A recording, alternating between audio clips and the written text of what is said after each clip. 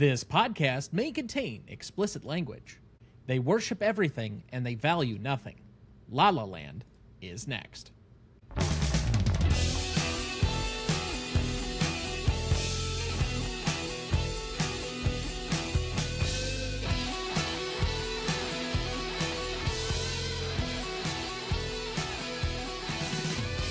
Welcome to the Greatest Movie of All Time podcast, the show that uses a unique rating style to redefine what the greatest movies are. I'm Tom Duncan.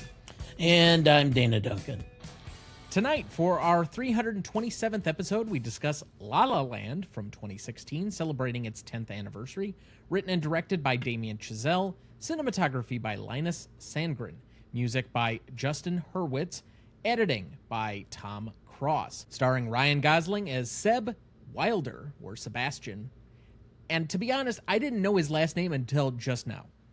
I didn't know he had a last name as a character. Emma Stone as Amelia, Mia Dolan. Also didn't know that she had a longer name. I mean, Mia is usually short for something, but never says it at all. It's not like written down somewhere in the... whatever. John Legend as Keith. There we go, the one-namers. J.K. Simmons as Bill, also didn't know his name.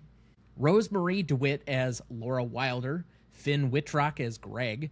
Callie Hernandez as Tracy. Sonoya Mizuna as Caitlin. Jessica Rothe, or Roth, as Alexis. And Tom Everett Scott as David. We will be discussing another film of his very, very soon, in probably about 3, maybe 4 weeks, with That Thing You Do.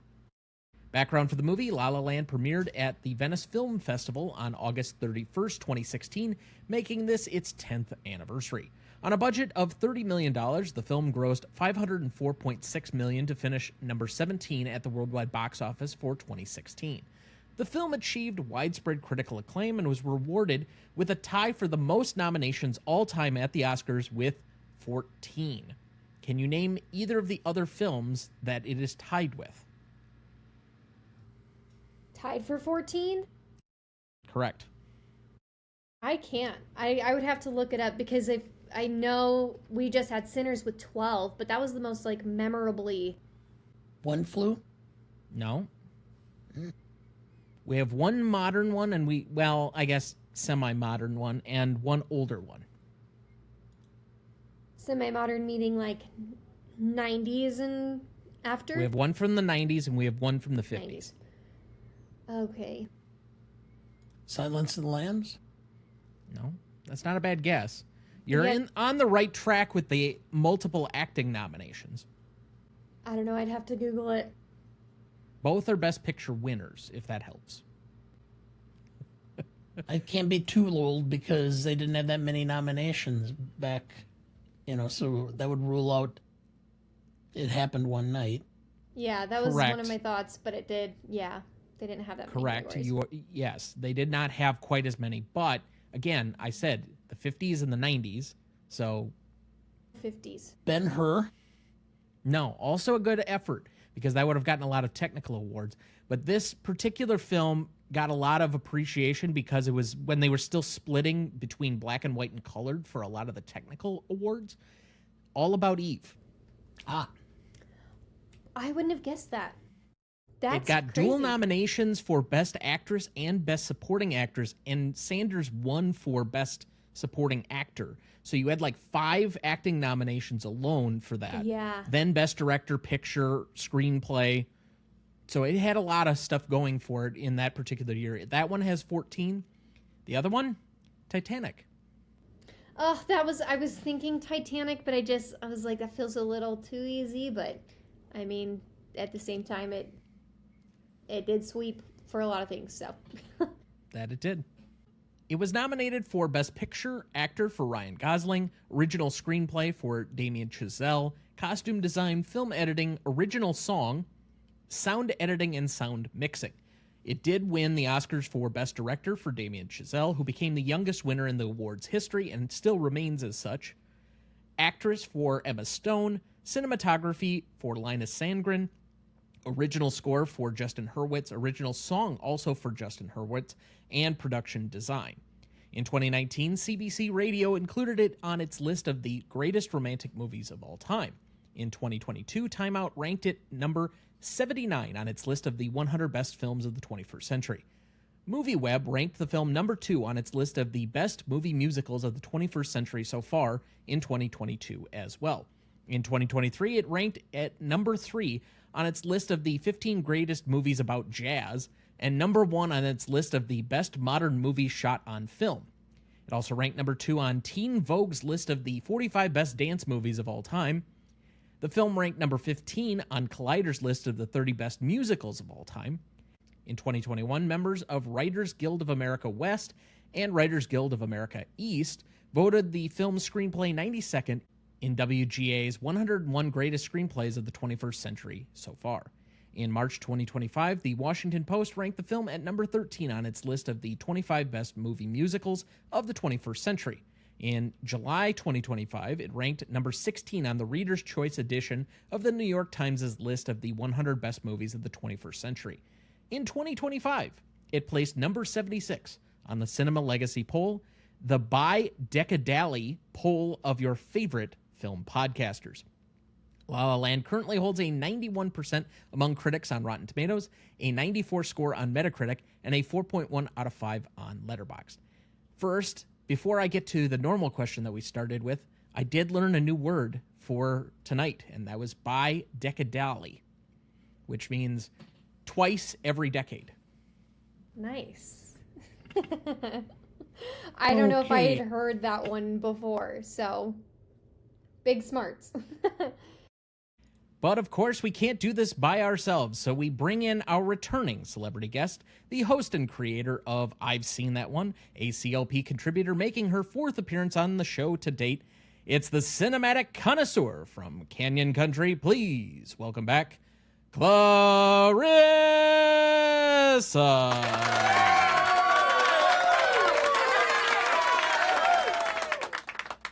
Hello. Thank you so much for having me back. We wouldn't think of not having you for this film. I'm so grateful. I haven't talked about this movie on a podcast yet, and I just can't even believe it, but I love this movie, so I'm so excited.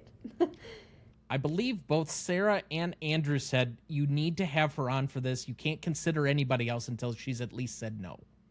And I'm like, I'm okay with that. Yeah. I love it. And I have so many spiels about this movie, so I'm very excited to be able to talk about it.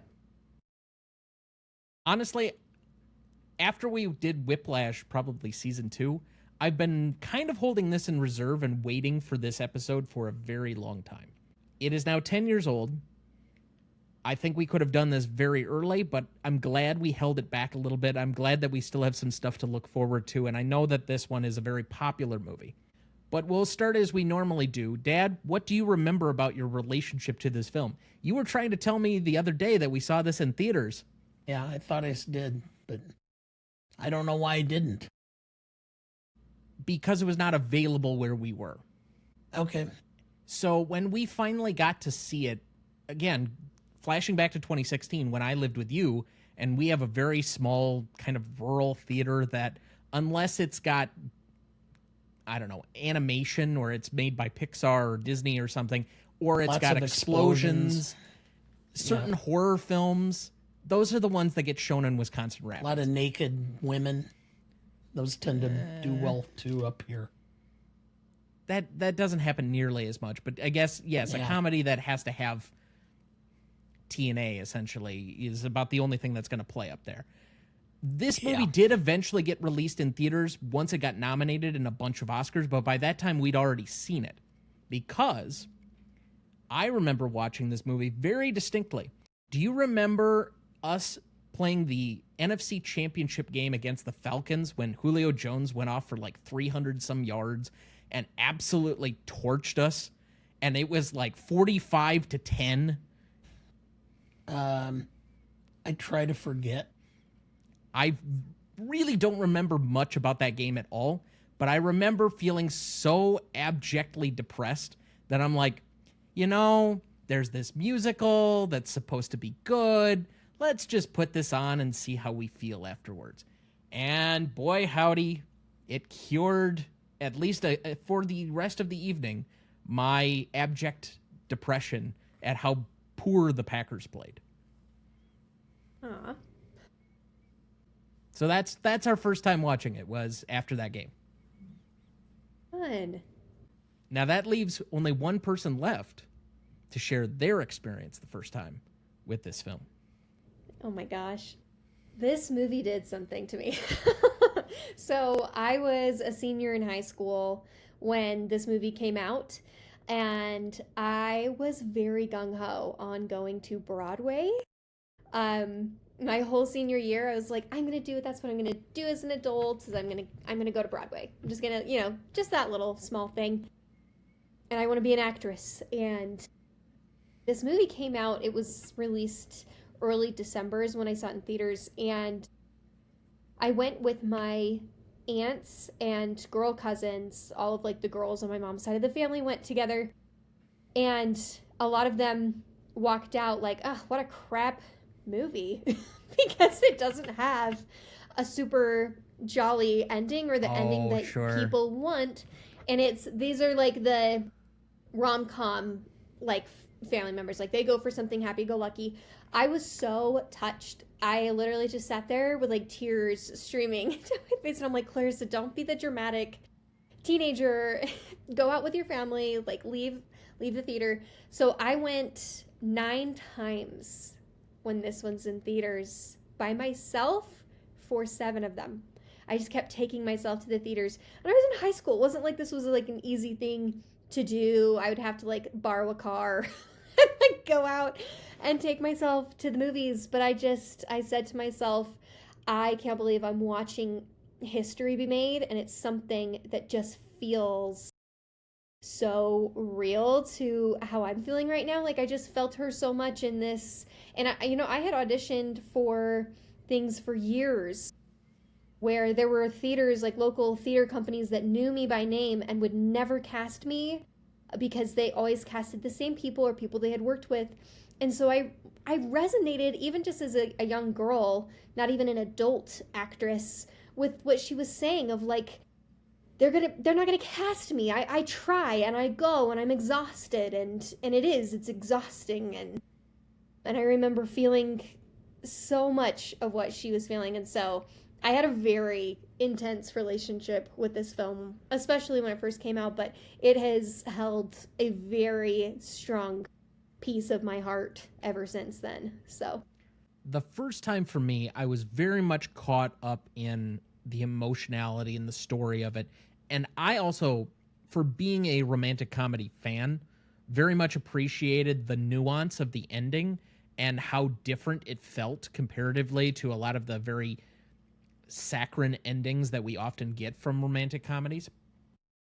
That being said, as far as endings go, all the great feelings that I got from after the debacle that was the NFC Championship game in 2017, I got all of that back and then some when this movie only won Best Picture for about 3 minutes. Oh my gosh. Oh, I have so many feelings. I think Dad and I sat there for 5 minutes watching the credits for the Oscars. I don't think I've ever watched the credits for the Oscars. And we're just like, what the fuck just happened? Yeah. Like, jaw on the floor. What? Yeah. Unfortunately, that's the history of this movie, is it's innately tied to its other competitor that year and being a Best Picture winner for 5 minutes. Mm-hmm. Yeah. It's like if you watch the Oscars and you love movies, you really do tie the memory of La La Land to, it's almost like a third or fourth thought that comes up, unless it's like one of your favorite movies of, oh yeah, and remember that one time they botched the Oscars? Yeah. I actually thought seriously about giving Most Charismatic to Faye Dunaway. Oh, don't be rude. Please La don't Land. ever do that in my presence. You know how I feel. There's nobody better in the history of Hollywood at playing a frigid bitch than Faye Dunaway. Oh, you haven't even seen Mommy Dearest. Do I need to now? It makes the rest of her movie roles look warm and fuzzy. I just think there are so many things that have come knives out for this movie. The people that really loved Moonlight, and to be fair, I think Moonlight also placed on our CLP list last year. I would have to look again. I'm pretty sure it did. But the people that come for this movie feel like, one, they're either, if they like this movie, they somehow don't like Moonlight. And to be fair, I thought Moonlight was fine, but it is not like a top tier movie for me in the way that this is. I personally also thought Arrival, which we're discussing next week, was better than better than Moonlight. I had those two 1-2.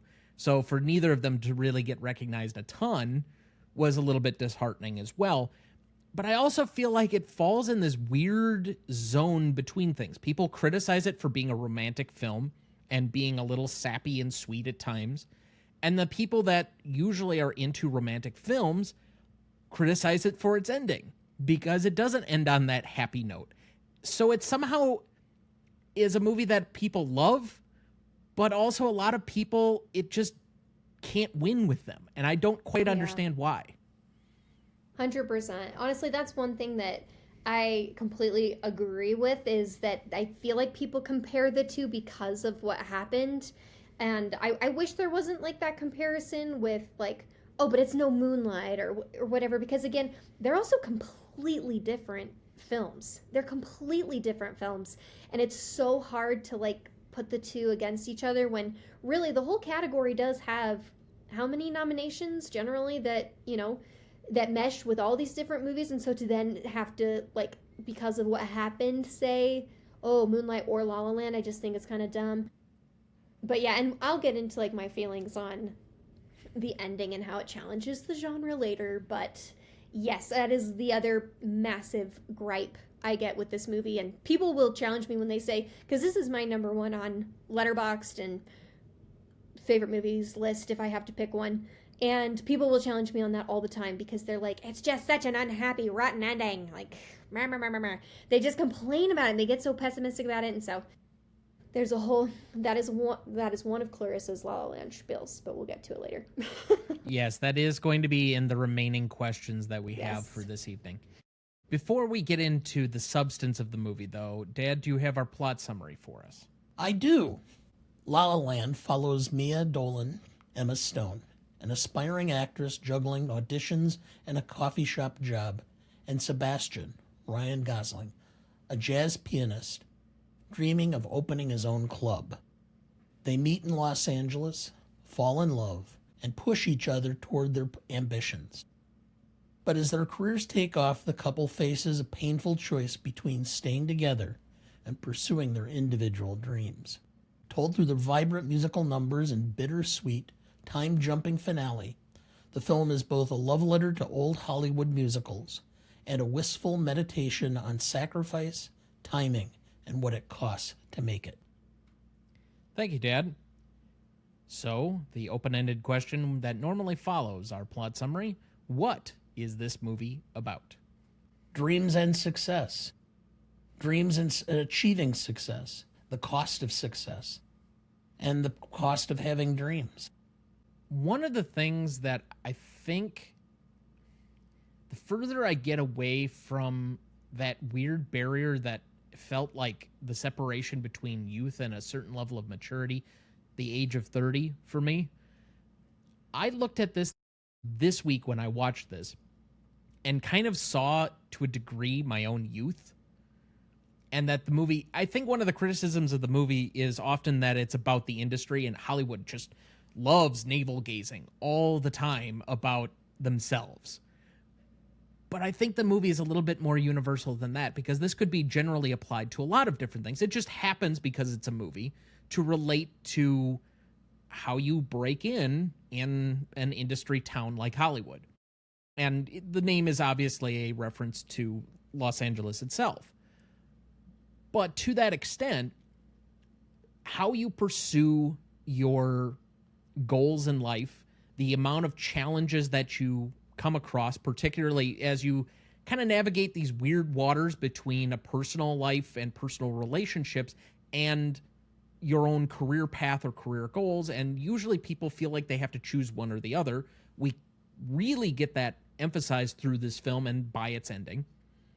And then, to a degree, it's also about the relationships that you meet during that youthful period that kind of define you in a crucible nature as to who you will become, what your career will become, in a way that this film kind of shapes, or at least the way that I see it is, while they don't end up together, they're a seminal figure in each other's lives because they helped support each other to become the person that they would need to be to reach their eventual goals or their career goals.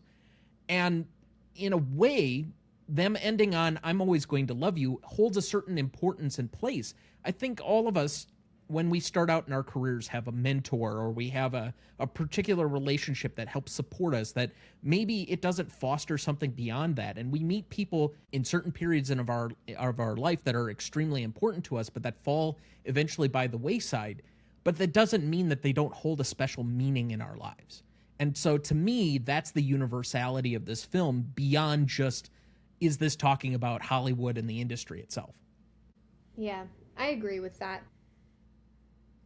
I put, honestly, like, I just put the caption "The Fools Who Dream" from her line from the audition song, but I think that that really does encapsulate what you're saying, and so many things too with, I don't know, it is a journey, and and that's one of the biggest parts, and there are other questions on this list that kind of dive into that, but we are seeing one part of their journeys. We're just seeing this segment, and it jumps to 5 years later, and look, their lives have changed, but that's what life is, and telling these stories, it could be an entire life, but we still just get glimpses. And so to me, I'm like, this is a glimpse into the life of these dreamers. It's for this time, and I like that it's all in seasons too, to show that it literally is a season of life and a season of their journey and their ambition and everything that happens. So the other thing that I will mention to this is, especially this time, and I hadn't seen it quite as much as other times that I've watched this. The second time I watched through it, I started to see more of the technical mastery and the direction behind things, particularly the use of purple, blue, and red as like lighting motifs and costume motifs that he keeps responding back to. But what I'm trying to get at is, this time I felt a certain wistfulness or nostalgia for all of the mistakes that I went through in my own life at a youthful age, that you kind of you think they're so monumental and that it's going to end your existence if you don't get this one thing or you fail at this thing. And really, one of the great ironies is that struggle is your best teacher, and it makes you somehow fond of it even when it sucks when you're in it. You have this like weird remembrance of it.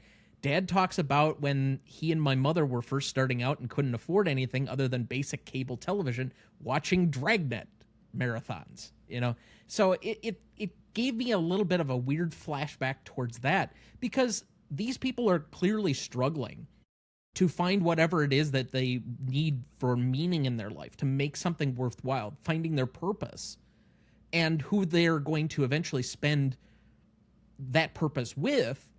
It just doesn't happen to end up being together, but I think they do accomplish something, even if it's not what we expect initially during the film. The British comedian Jimmy Carr made a comment that it's the journey that is the reward, not the conclusion. It's why trust fund babies have such a difficult time in life, because they never had to work for it. They never had to experience the struggle, so they never could enjoy the end.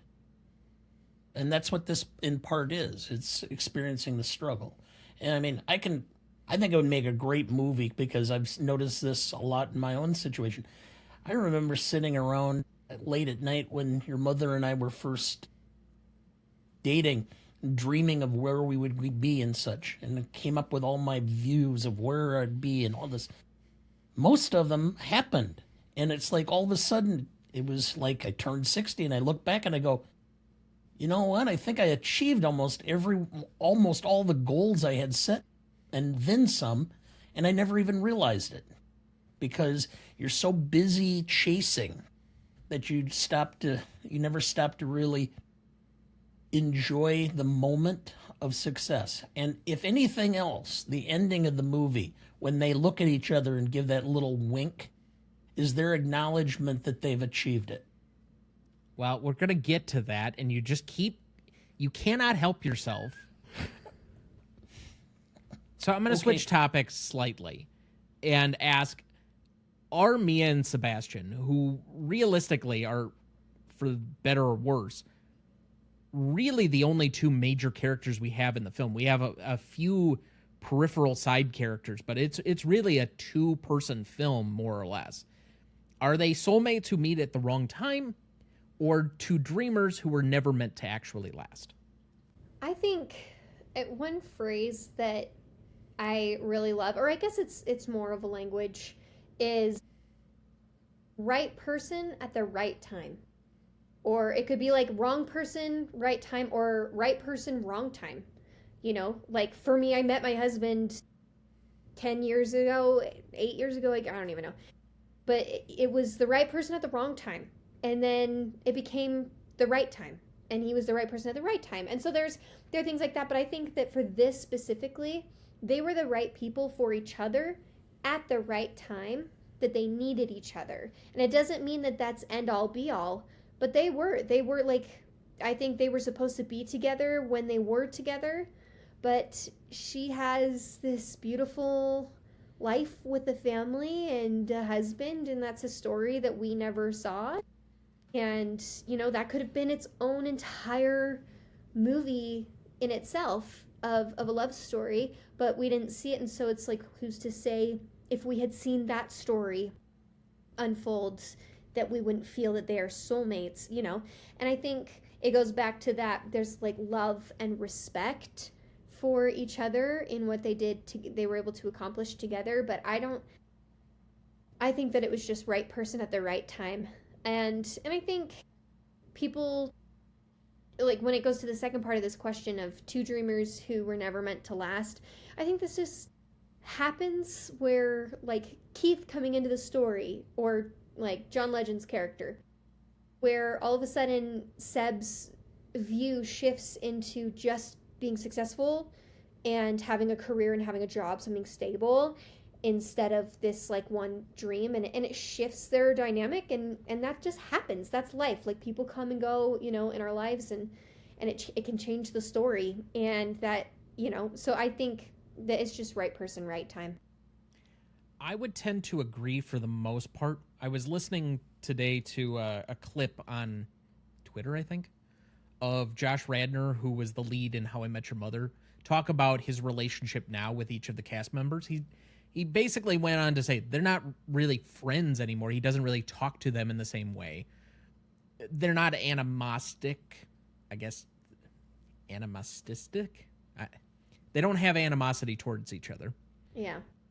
So it's not that. It's just they all have their own lives, and now that they don't have this one thing that's bringing them together, there's no real bond that is still holding them there. And as such, he related it towards like college friends, where you're all going through this experience at the same time.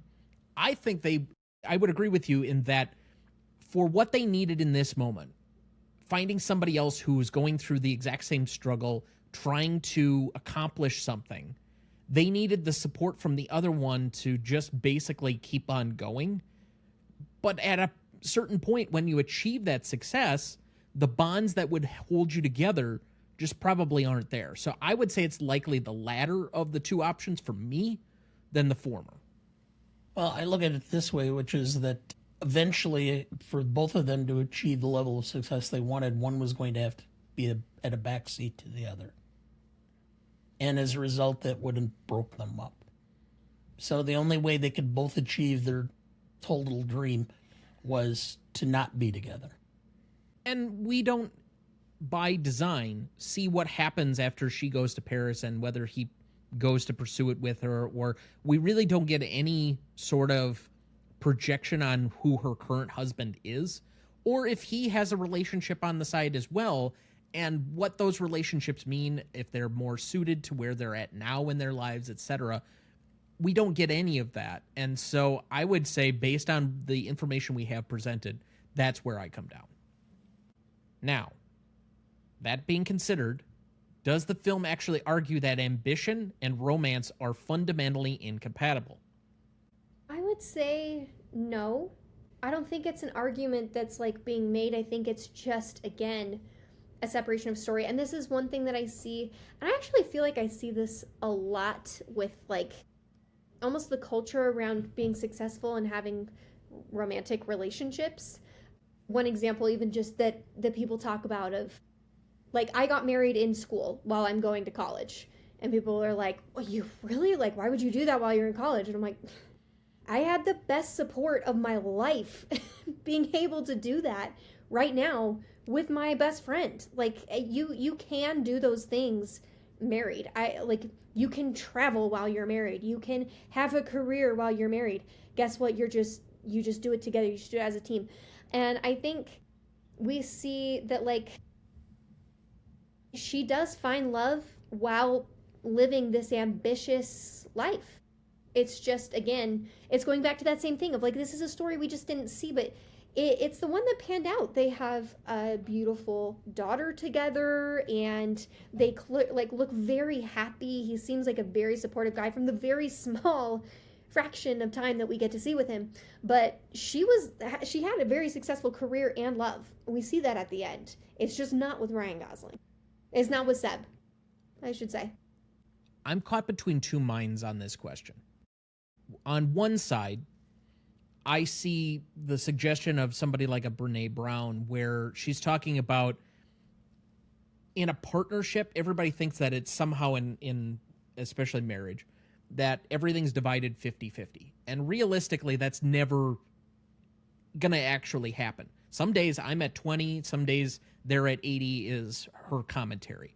And so we often just look at each other, and when he's got more of it, he knows he's got to pick up from me because I just don't have it that day. And when there are days when neither of us have it, well, we've got to get together and figure it out, who's bringing what to the table.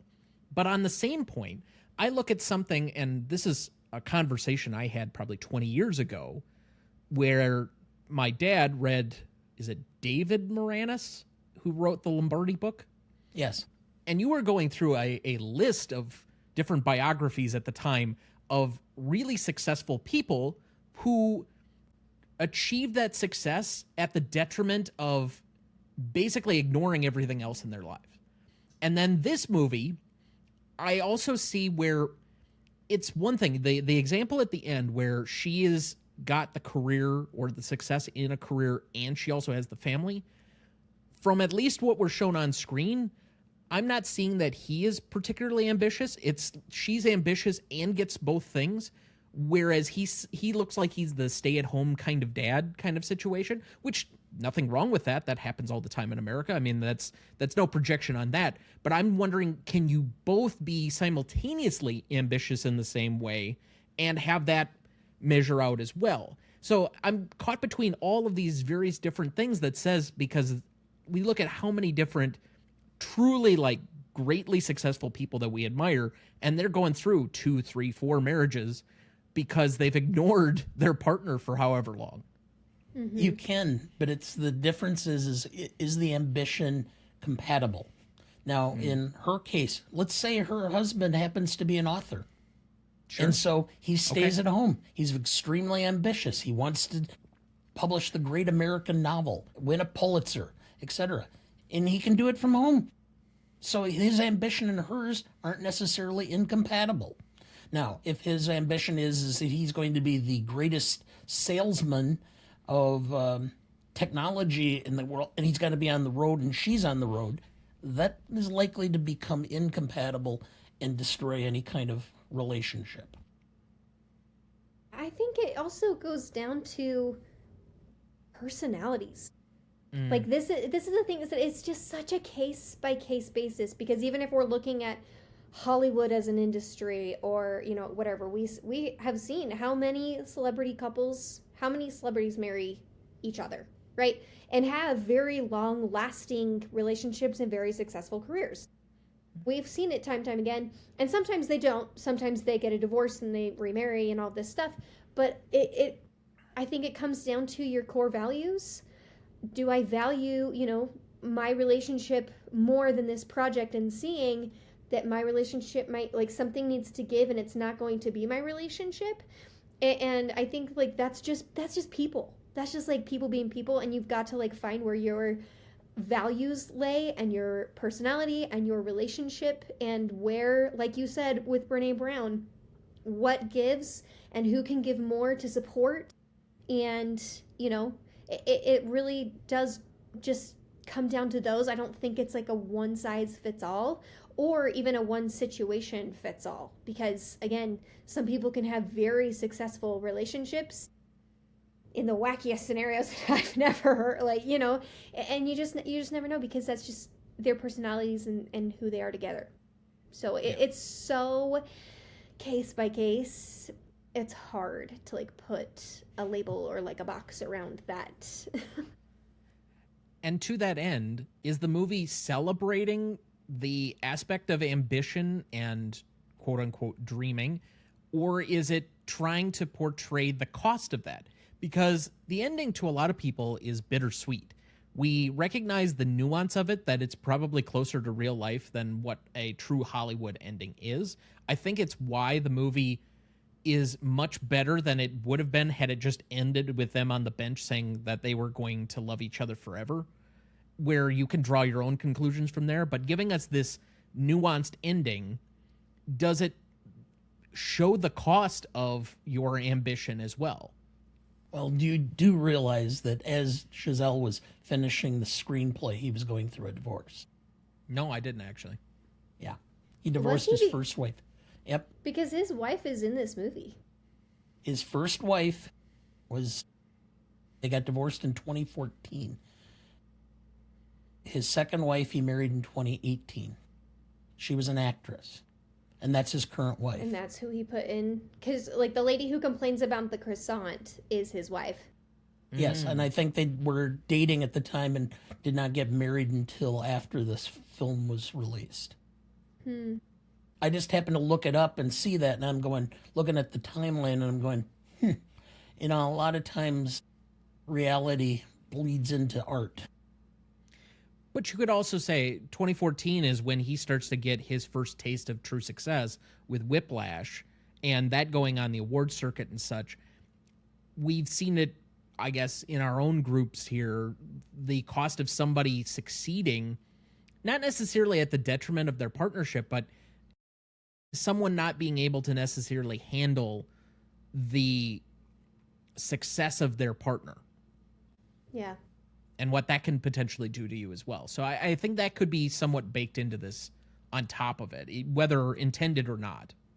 Yeah, there can be a lot of resentment. Did you know? According to composer Justin Hurwitz, all the piano performances featured in the film were first recorded by pianist Randy Kerber during pre-production. Ryan Gosling then spent 2 hours a day, 6 days a week in piano lessons learning the music by heart. By the time filming had begun, Gosling was able to play all the piano sequences seen in the film without the use of a hand double or CGI. It's impressive. Yeah. I don't think he's given enough credit for this movie, let alone for being a good actor. I've come around, Andrew. I 100% agree. When you're listening to this 2 months from now, when you've finally gotten around to starting to listen to podcasts again, you've brought me around. Nice. No, Ryan Gosling rocks. And he did so well for this movie. So, yeah. Did you know? The audition scene where the casting director interrupts Mia's emotional performance to take a phone call was actually inspired by one of Ryan Gosling's own auditions in real life. I believe it. Oh, I having heard enough stories of that, there is nothing in the world that didn't make me think somebody somewhere knew that this was exactly true to their own experiences. Well, and they hold those things and use them as points of revenge or motivation. I mean, you ever heard Harrison Ford tell about how he got fired from the studio system because when he walked in as a bellboy in a Jerry Lewis film, the guy says, "You're not a movie star." He says, "Well, I thought I was trying to be a bellboy." He remembers that guy's name to this day and will mention it all the time about how he fired him. Whatever it does to motivate you. I mean, we say that all the time with athletes. Why wouldn't it relate to other industries? Did you know? The line in the film said by Sebastian, "That's LA, they worship everything and they value nothing," was actually added in by Ryan Gosling himself when he heard his real-life partner Eva Mendes mention it as a joke. Wow. Well, I've never lived there, but, maybe thematically there's some going on. Did you know? It was Gosling's idea to have Sebastian want to own his own club rather than just be a successful jazz musician.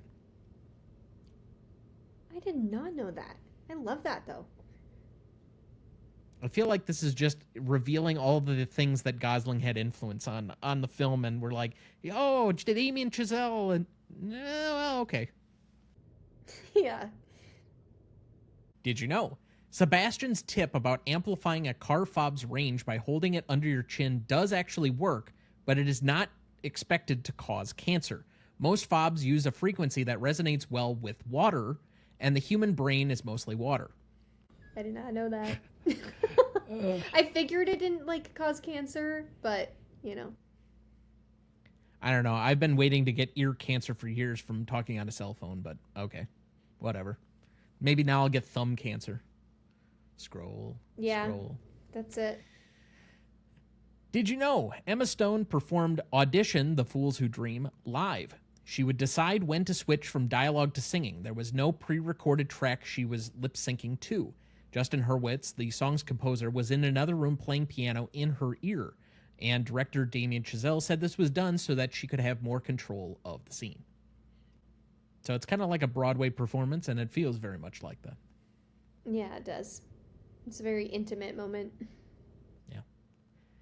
And lastly, did you know? Prior to filming, Damien Chazelle, Ryan Gosling, and Emma Stone visited Gene Kelly's widow and were able to look through many of Kelly's film memorabilia, including his leather-bound copy of the script for Singing in the Rain. At the end of the visit, Kelly's widow's dog escaped, and Chazelle and Gosling ended up running through traffic to rescue the dog, with Chazelle affirming to Gosling, quote, "We will not kill Gene Kelly's widow's dog." They were successful in rescuing the dog. Oh, good.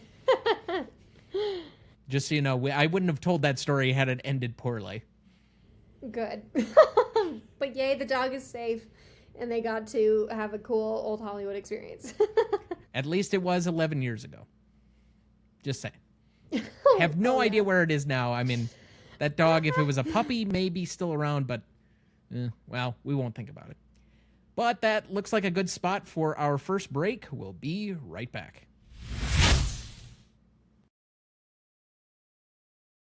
Before we jump back into the episode, next week for our 328th episode, we discuss Arrival from 2016, celebrating its 10th anniversary. Directed by Denis Villeneuve, written by Eric Heiserer, cinematography by Bradford Young, music by Johan Johansson, that's like Tim Thomas, or Tom Thomas, I suppose. Editing by Joe Walker, starring Amy Adams, Jeremy Renner, Forrest Whitaker, and Michael Stuhlbarg. You won't want to miss that one, so watch ahead of the show by searching the Real Good app to find where it's streaming for you. That's REELGOOD. I do know ahead of next week that will be Dad's actual first time with that film, because I remember loving it back in 2016, but that was not one that he caught. And to be quite honest, because of the science fiction fantasy nature of it, I still have no idea what he's going to think. Could love it. I've been surprised before. I'm going to keep my expectations low. But before we get too much further, let's check in with our guest. What's going on with you? What are you working on, and where can people find you? I'm working on a baby. So I've actually taken time off from the show. I told my husband this is a really hard time, like a hard year to like go on a hiatus because we've had so many big films this year. So I might hop back on my online worlds to talk about some movies before Baby Girl comes, but I am hoping to get back in the new year and hop back on the show.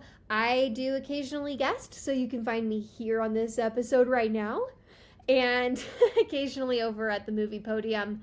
I hop on with those guys every now and again. So just guesting right now. Well, somebody's got to do it. Yeah. I'm happy to fill the slots. And we're glad to have you. But before we get too much further, Dad, what is going on with Sidebar? Just did my 9th episode this past Monday. The 9th episode was basically a discussion of marriage, and the conclusion of it was my discussion of my theory that every adult goes through about 9 romantic relationships in their life as an adult. Most of them are usually with the same person.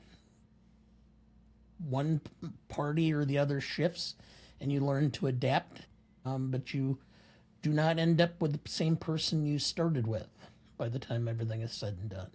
Whether it be job shifts, career shifts in general, illness, child rearing, whatever, it shifts. And the ability to understand that and to work on that is what I think helped get me to 38 years. So, but coming up, I am going to be doing a 4 or 6, I haven't decided yet, part expose of the Kennedy assassination, which will include my experience as a criminal defense lawyer and what kinds of things and evidence would be utilized in establishing eyewitness testimony and Dealey Plaza, the potential motives, and some of the other theories about the assassination. That will be sometime starting in September. I've yet to plot out the entire schedule, but it's going to require me to spend a little bit of time putting together my notes and kind of figuring that out. I do have an episode planned on my experience studying foreign affairs and such for the last 50 years or so, talking about the Iranian War. So wide subjects. Well, that sounds good. I will just quickly mention that season 3 of First Watch Rewatch is or will have dropped at the point that this episode releases. And we are discussing in our 3rd season, the 1st season of Dexter. So if you are a fan of that show, certainly check us out over there. It's on the same feed, so you don't really even have to go very far. It's all there for you. Just a content machine, I guess. But getting back into the rest of the episode, best performance is where we left off. Dad, who did you have down? I have Damon Giselle. As do I. Screenwriter, director, concept, creator. Even though we kind of undercut a little bit of his influence on certain big plot points and maybe some dialogue writing, like, I don't think that this is the best dialogue movie. I don't think it's bad, but I don't think that there's a whole lot memorable. It's not like an Aaron Sorkin script where it feels like the lines are the movie. This one still feels much more visually seen, and there's so much else from a visual standpoint and his vision of what he wanted to create that I feel is still in the impression of this film. He wanted a throwback musical that felt very 50s-like, but was modernized into a modern or a present-day time that gave us this feeling that these types of movies were never truly gone. And so to an extent, he's trying to present a weird classicness with a modern twist. But by extension, then, he clearly has probably the most influence on the film, even though I would say, arguably, it's a 4-person movie as to who gets the most credit for what happens in the film. I think you could nominate one of any 4, the 2 primary actors, the director, or the composer. All 4 of those, without any one of them, this movie doesn't work. I agree. By the way, you know that he has another project, right? Yes. And I know who's in it. I do too. And it will be really interesting. A prison escape movie with Daniel Craig and Cillian Murphy? Yeah, I would say so. Michelle Williams is Craig's wife. It's a psychological thriller. Remains to be seen. After Babylon, I am going into everything with an open mind. I have an idea of what he's going to want to do, which is probably to celebrate films like Stalag 17 and Escape from Alcatraz. But in what version that takes, I have no idea. Clarissa, your best performance. I was really kind of stuck. And honestly, I wish that I had thought more outside of like the actual performances of our actor and actress here. But I really mostly just immediately went to them, you know. I put Emma Stone specifically for the audition scene. Like that audition scene is what sold me on giving her best performance, because it is so emotional and personal and almost like climactic to all of her character's feelings that we've been told and experienced so far. So I gave it to Emma Stone. I had a feeling she was the most likely to be recognized of the four people of this four-part stool that I mentioned before, and thus why she won't end up getting nominated for me, but I think it's just, how do you nominate four people for three spots? Like, it gets really hard, and I wanted to give a little bit, or spread the love around a little bit more. Yeah. When we mentioned some of the things or the additions that Gosling brought to the film, the authenticity that he brought, the level of challenge in trying to play the piano himself, that's where I went with my secondary performance, because, again, I think he's not given enough credit. Emma Stone is the character that we are seeing almost from a first-person avatar throughout the film, and while we do get some of that with Sebastian, it's never quite to the level that we're following Mia. She gets much more of the one-on-one screen time with the audience. And so she gets kind of the showier part at times. He gets relegated at times to the background. But I think he's pulling equal weight, if at all. I agree. He's my second. Yeah. She becomes the role model, or that's not the right word. She becomes the epitome of every actress who's had to go through an audition period. So I think she connects with so many people in those situations, whereas Gosling's character, I don't think that people think about being a musician and owning a club, and it just didn't connect with people the same way as it did somebody who wanted to become an actor. Becoming a movie star feels like a loftier ambition, something that's much harder to achieve or strive for than simply owning a jazz club or being a decent musician. So for him, the walk from where he's at now to where he's at the end of the movie seems like a shorter distance than her getting this lucky chance to actually end up at the top of the poster in the movies, quite literally. Mm-hmm. And so from that extension, it feels very much like most of the time, his character, yes, is on his journey, but he's also the primary support for her pursuing this unusual dream, or at least this very lofty dream. And so she is seen much more as the audience avatar because she's going through the greater catharsis from beginning to end. She's seen much more as the protagonist by extension then, from beginning to end. Mm-hmm.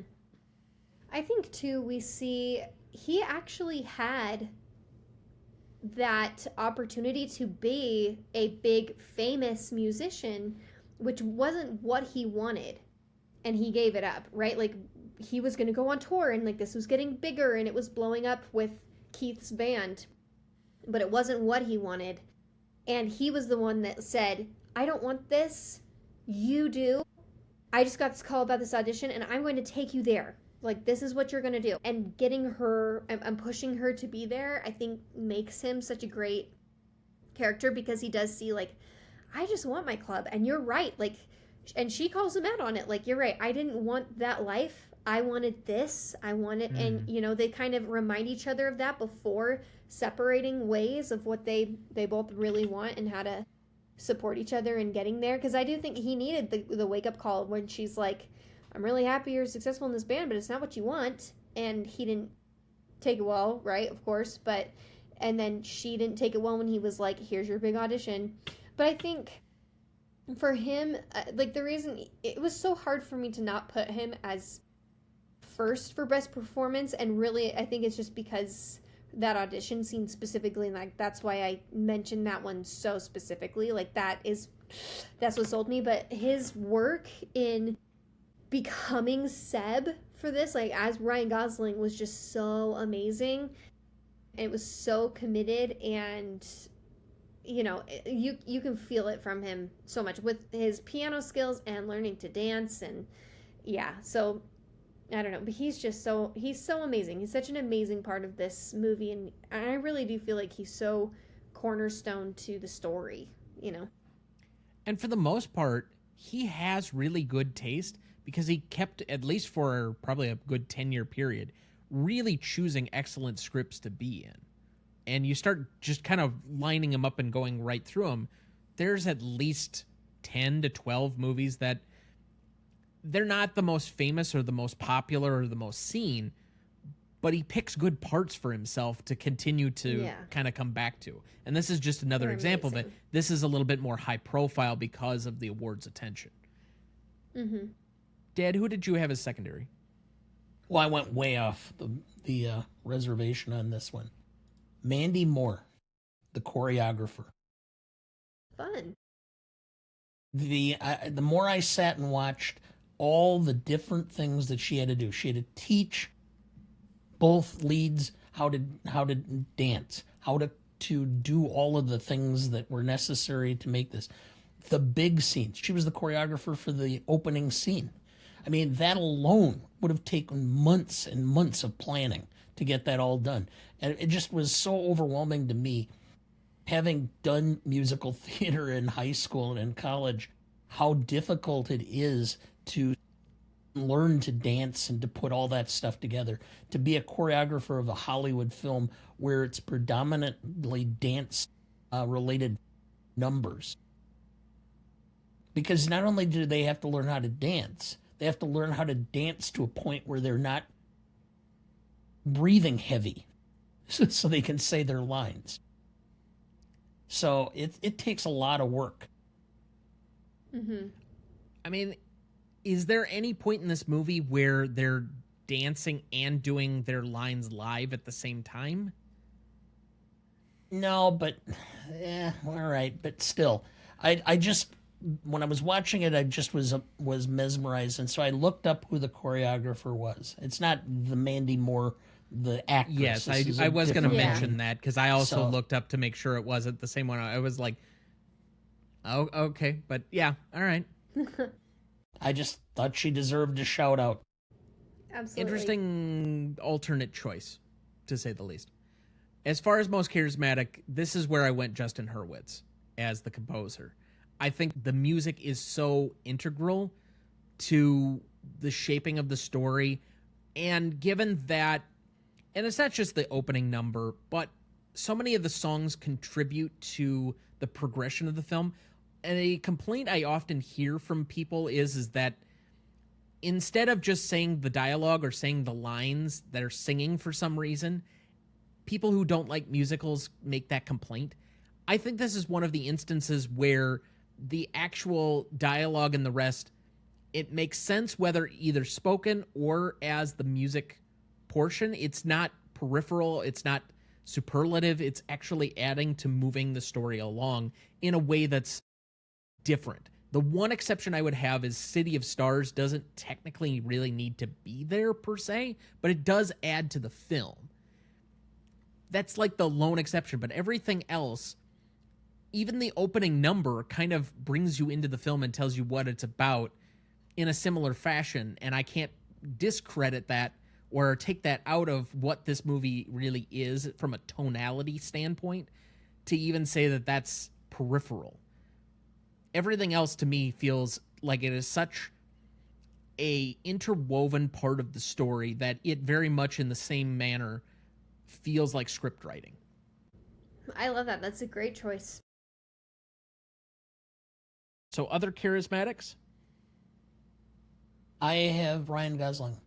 To be honest, I mean, I like Emma Stone. I thought she did a great job, but I think he had the heavier part. I think he had more to do in this film without any of the fanfare that she would have gotten. She was the hero, or the heroine of the film. And he was kind of there, but I don't think he had... I think he had to do more of the lifting to make his character meaningful. Boy, that's a hard question. I can't disagree because I don't have a great argument against, but I'm not sure I agree either. Yeah, I don't know if it sits right with me, because also, like, I mean, just going back to the point where, yeah, we do have so much of it that's focused around, like, actress and Hollywood stars and people, like, even the opening number is all about, you know, we're all going to be actors and actresses, we're here for this, living this dream, like, if you listen to the lyrics of the opening number. But I don't know, I never really, until this conversation, saw, like, his dreams and his ambitions as anything less ambitious, or, you know, because I always thought, like, when I saw the movie and, like, when I watched this movie, that they were there together pushing for something that they, like, that was their common ground, was that they were both incredibly passionate people. So I don't know, like, I never really felt as much of an imbalance. Maybe in the narrative of, like, the way that it was placed, where we saw her, like, Mia's character's story first, and then we go back to the traffic when it's him honking, and so it sets us up to see her as the main character first, and we do see a little bit more with her one woman show than him with Keith rehearsing. But I don't know, I feel like there's a little bit more balance here than that between the two of them. I don't want to get it misconstrued that I was trying to insinuate that he was somehow, or his ambition was lesser. I think it's perceived that way because his goal is within a certain level of reach differently than it's more hers is. tangible, for sure. Yeah. His ultimate ability to open a club is directly tied to how much money he can make or squirrel away so that he can open his club. Hers is she has to get extremely lucky with somebody seeing the right part and casting her in a movie, and then that begets, so the first movie that she actually is a part of, that begets how many other things beyond that. And everybody who's like somebody in Hollywood always remarks that, well, I got really lucky this one time in this one circumstance, and all of a sudden it just clicked and everything happened. And so thus, his just seems like, again, it's a shorter distance because of the tangibility, as opposed to hers, where it's like every circumstance has to go right. And that's why I think for sure. It's a different animal to relate to. Ours is always towards the people who, especially in a movie celebrating dreamers, he doesn't have a lack of a dream. He just has one that is closer within reach, seemingly. Well, I agree with that for sure, and that's why I mentioned the, like, almost polarization of, like, he almost kind of becomes famous, which isn't really what he wants. But I think I'm mostly speaking to, like, what Dana was saying with, like, he's got, like, this grit, or he has to be more of a support because of this. You know what I mean? Like, I didn't see it that way as much. It's why I don't disagree with what he said, but I can't agree with it either. Yeah. Like, I don't have a great argument for it, but I feel this is a two-handed movie. Not that, like, one is doing a little bit more than the other, but that's such a subjective thing. Like, I can't disagree with his subjectivity on it either. And I think it's how you view the movie, right? Like, how you go in as a viewer and you leave, like, oh, I didn't feel this as much from him. I think, like, that's also the audience part of, like, I might have just felt way absorbed in both of these, and some people might not have, and yeah. Definitely. But I do like the point. I put our cinematographer, Linus Sandgren, and Damien Chazelle, because I just feel like they worked in partnership a lot. But one of my biggest selling points when I'm trying to get someone to watch this movie is that the colors and the way the camera moves, it's a character in itself.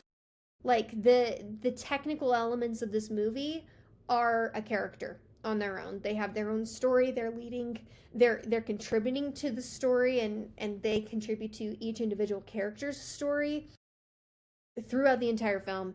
And so like the meticulous detail that goes into that, and bringing the character and feel of an old Hollywood classic musical is no small task. And so I feel like those two together creating this character of what this movie is, because let's be honest, this movie did not have to be told as an ode to old Hollywood musicals. It literally could have just been told as two people who fall in love for a time while they're on their creative journeys, and it could have been told by someone else and cinematically different. But no, it's this hugely colorful, all of these like one take shots, and like the way that they're filming each scene, and the intimacy of the camera or the lack of intimacy in different scenes with the camera. Like all of that is such a language in this movie that changes the entire chemistry of the story. And so I feel like so that's who I'm gonna give it to. Like really big rant out there, but I feel like I have to give it to both of them in a way, like as a team working together. If I have to pick one, it will be our cinematographer. I'll do that. So let's go to best scene then. I have 5 nominees here, and I don't think this covers the entire film, but Freeway, which is an allude to the opening scene and dance sequence on the Los Angeles freeway. Then I have After the Party, which is a reference to, I guess, after the Iran sequence, and he's walking with her to find her car. Then we get the famous dance sequence that's on all of the posters. I then have Rebel Without a Cause, when she actually shows up to the theater, and then they have that dreamlike sequence, especially in the Griffith Observatory after that. Obviously an ode to the film itself with doing that. Then I have Here's to Dreamers, which is a reference to the audition scene. Then I finally have the ending, the alternate reality. But I honed it specifically in on that moment where we have that alternate reality of what could have been between the two of them and such. Because if I just went the entire epilogue, that's actually a very long sequence to show us what is the present day on all of these things.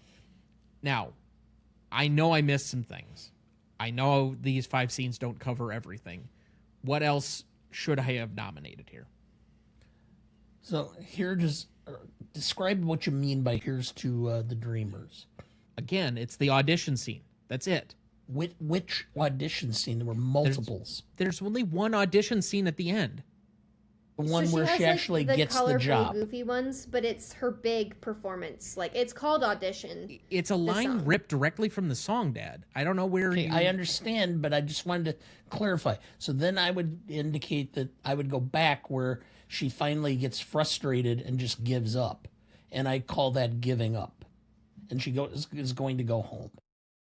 Okay, so is it the point after her one-woman show, or is it when he shows up at her house or at her parents' house? After the one-woman show.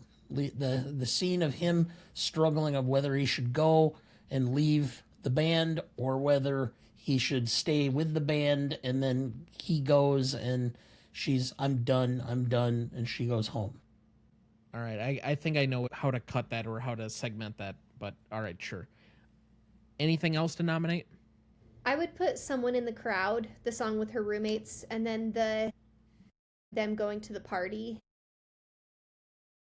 So when you say After the Party, that's the A Lovely Night song, right? Yes. When they're dancing on the hill with the classic pose. Yes, that is specific to the Hollywood Hills and the bench and yeah. Okay. The purple background. Yeah. Perfect. I don't know why in my mind I thought, because after the the party at like with someone in the crowd is when it's him in the club and she's walking. So I thought for a second it was when she initially hears the Mia and Sebastian's theme. I would probably put that one out there too, is that moment when she walks into him playing Mia and Sebastian's theme initially. Well, and what to call that exactly? Their intro. Like you can just do like the meet. It's not a meet cute because it's meet harsh. Or in his words, a little curt. Sure. Sebastian off script. Yes, I like that. All right, so these are the nominees at the moment. Freeway, Someone in the Crowd, Sebastian off script, After the Party, Rebel Without a Cause, Giving Up, Here's to the Dreamers, and Alternate Reality. Are we good with that list? Yeah. Out of these, what is the best scene? I'm going to say Rebel Without a Cause, including the planetarium.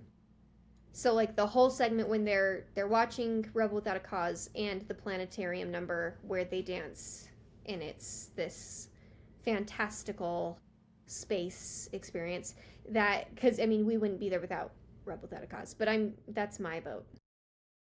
The first time that I watched it, the audition scene made me cry, and it's made me cry multiple times. I don't do it every time yet, but there's so much pent-up emotion of struggle and failing and appreciating the failure and being resilient against it that there's a reason it's her Oscar scene. That scene alone won her the Oscar. It's my best scene. It is what everything in the film is basically leading to. Not that there aren't obviously like other famous parts, and I will grant you that them dancing in the Hollywood Hills with the purple sky and such, because that's on all of the posters, would make sense to a lot of people. But that is the one scene where I'm like, you've been leading up to this point. This is the statement you're really trying to make, and what you're trying to say is in this one moment. For me, I can't really say best scene because I think they're yin and yang.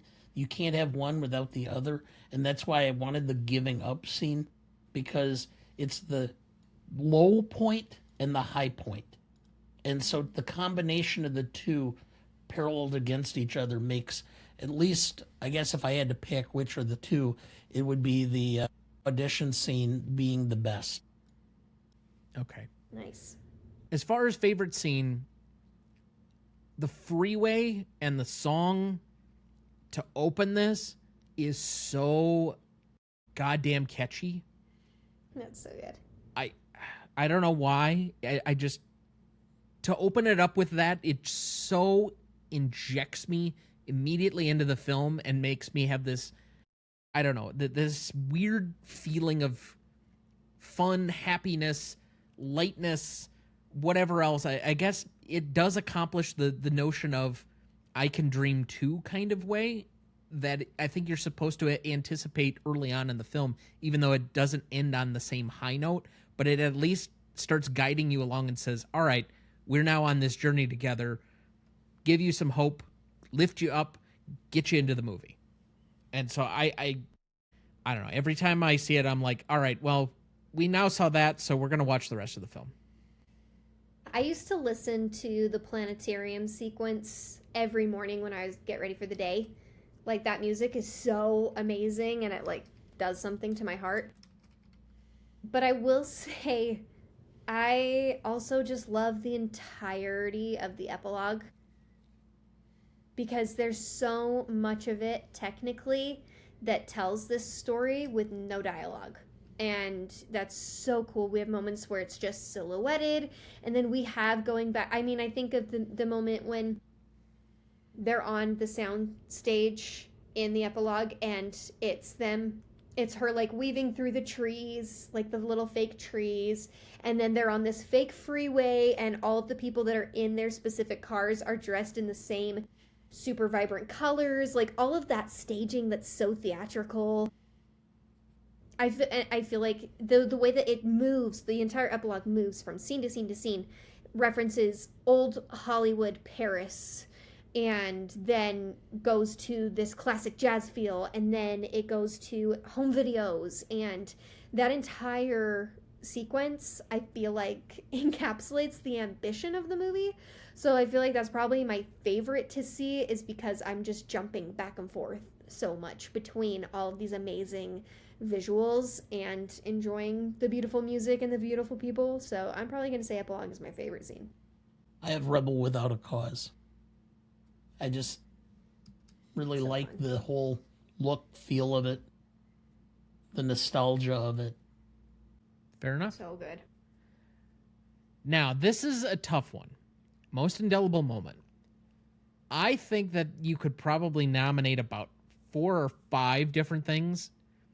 You could probably do the audition. You could do the freeway scene. You could do them dancing in the hills.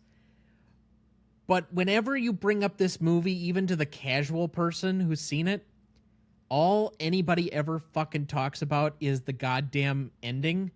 So I went with alternate reality because I'm like, anytime I bring up this movie, I brought this movie up with a random social group yesterday. I went out and it was the 10th anniversary of Your Name, and we went to a special showing, and I'm with a bunch of people I've never met. And my friend who I was going to see the movie with, he had organized this, but he introduces me as the podcaster. And so, of course, everybody's got to ply me with their movie questions and talk about the podcast, which I'm more than happy to do up until the point where you haven't seen such and such movie. Well, I'm sorry, just because I do a movie podcast does not mean I've seen every film in the history of time. That being said, and that's one of my very few complaints about talking to people about film and podcasting and such. They asked me and what we were doing next. I said we were talking about this movie, and immediately they bring up the ending. So for me, the most indelible moment is the ending. The ending. Me also, and this is why.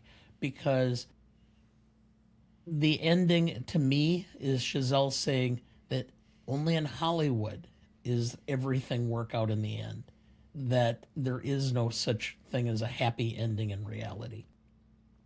It's never what you really wanted it to be. Again, I think it's what elevates the movie from a great movie to a all-time classic. I have to agree. I also put the ending. My biggest thing is it's not an unhappy ending. We did have this alternative, like this alternate reality where it could have been that they got, together, but like also look at the end of that entire epilogue, they still end up at Seb's. She has a kid, he has his club. Oh my gosh, look, both of those truths are there. They're just not together. And they're still happy. They leave, and that smile at the end to each other is a happy, congratulatory smile for each other. It's a respect, and it's sad because you want them to be together. That's just a part of like the storytelling and almost the like formula that we have for romantic movies and romantic stories. But it's not an unhappy ending. It's not. Everyone take a breath. It's a happier version of the Garth Brooks song The Dance, which is would you give up the happiness you had with somebody if you knew that the end was going to be sad and that it was going to result in the person dying? And that's what this is would you have gone through this whole process if you would have known that you would have gotten to this point? My guess is yes. For them, this is not a sad ending. You guys just keep stamping on remaining questions. Oh, do we? I haven't looked at the remaining. I didn't scroll down for those. It's all right. But that looks like a good spot for our second break. We'll be right back.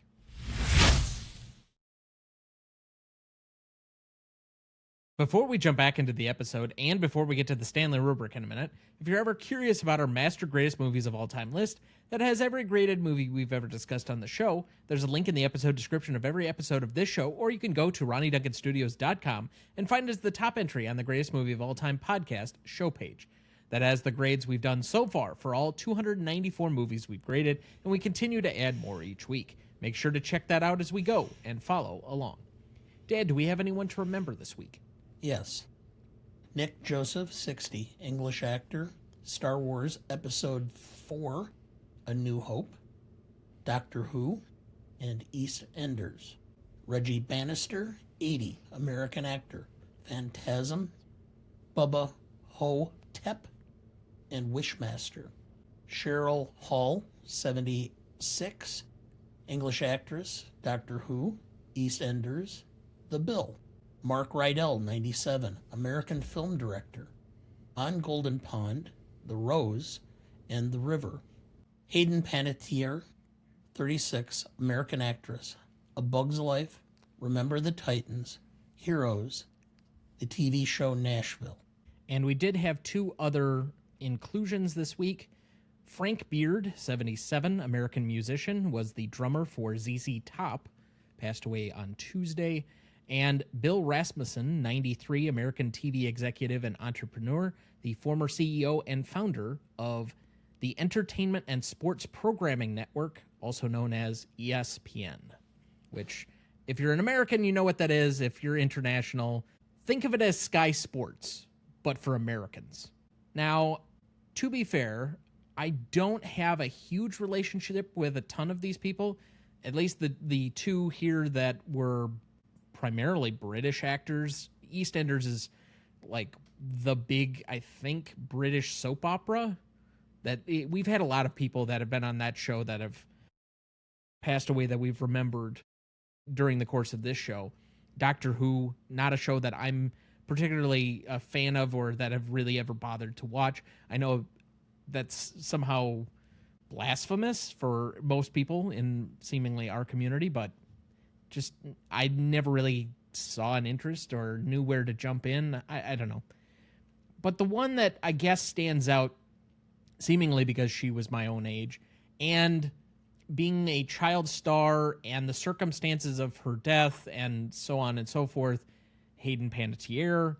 It's kind of a weird situation going on. She had just written this book that was somewhat tell-all of a lot of really odd and horrifying stories of her youth and growing up in the system and everything else that had happened to her. And you do wonder to a degree, again, if we just chewed up yet another quote-unquote child star.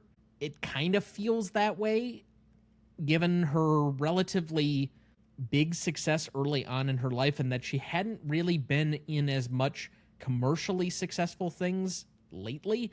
She'd been in a couple of, I guess Nashville is the most recent thing that she was a big part of, but I think that show has been over for a few years now, if I know correctly. Not that I personally ever watched it, but it's just another one of these where somebody passes way too soon and then there's a lot of pointing fingers, and I'm not sure how constructive that is, but it also, I don't know, I'm caught of two minds that some blame has to be passed around, because we see a lot of people that are wrung out by this system way too early, and I just wonder the health and whether there's a better way.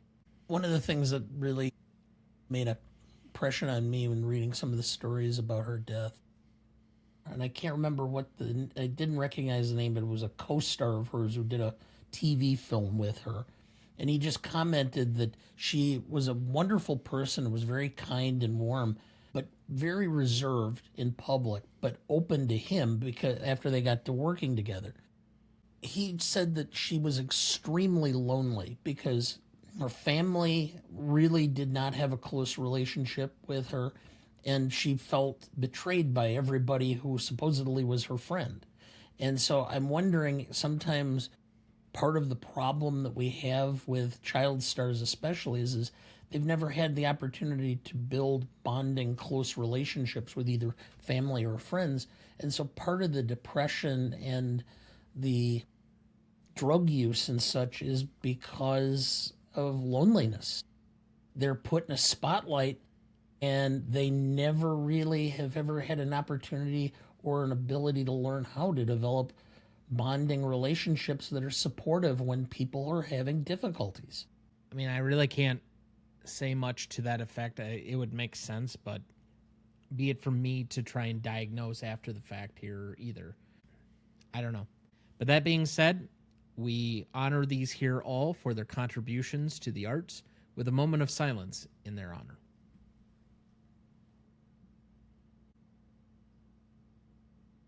Thank you. Okay, let's move to best lines. I will start with Mia. People love what other people are passionate about. I like all of her jokes when, and this is, I guess, more like scene moments when just them, like her calling him George Michaels and asking him to get her keys, but just like these little goofy one-liners. They're both so charismatic. Another one that comes to mind is I'm a phoenix rising from the ashes, when he's like talking to his sister and, trying to, convince her that he's on the right track. Sebastian, I'm letting life hit me until it gets tired. Then I'll hit back. It's a classic rope-a-dope. Sebastian, they worship everything and they value nothing. I like Keith's line, actually, when he says, how are you going to be a revolutionary if you're such a traditionalist? You hold on to the past, but jazz is about the future. While I don't love Keith, I think that line is really interesting. It makes a cool point. Sebastian, about jazz. It's conflict and it's compromise. And it's new every time. It's brand new every night. It's very, very exciting. I'm just thinking Ryan Gosling's delivery with like so much emphasis and passion, and then your dry delivery like that. It's very, very exciting. If I would have given too much, you would have given me crap for that too. Well, that's fair. Sebastian, I guess I'll see you in the movies. I like when he's fired and Bill, who we now know is J.K. Simmons' character's name, is, you're fired. And he says, it's Christmas. And Bill says, yeah, I see the decorations. Good luck in the new year. Crazy. Yeah, I had a couple bosses like that. I had a boss who fired his secretary 2 hours before the Christmas party for the office so he didn't have to pay for her and her husband's dinner. Oh, man. Bosses are crazy.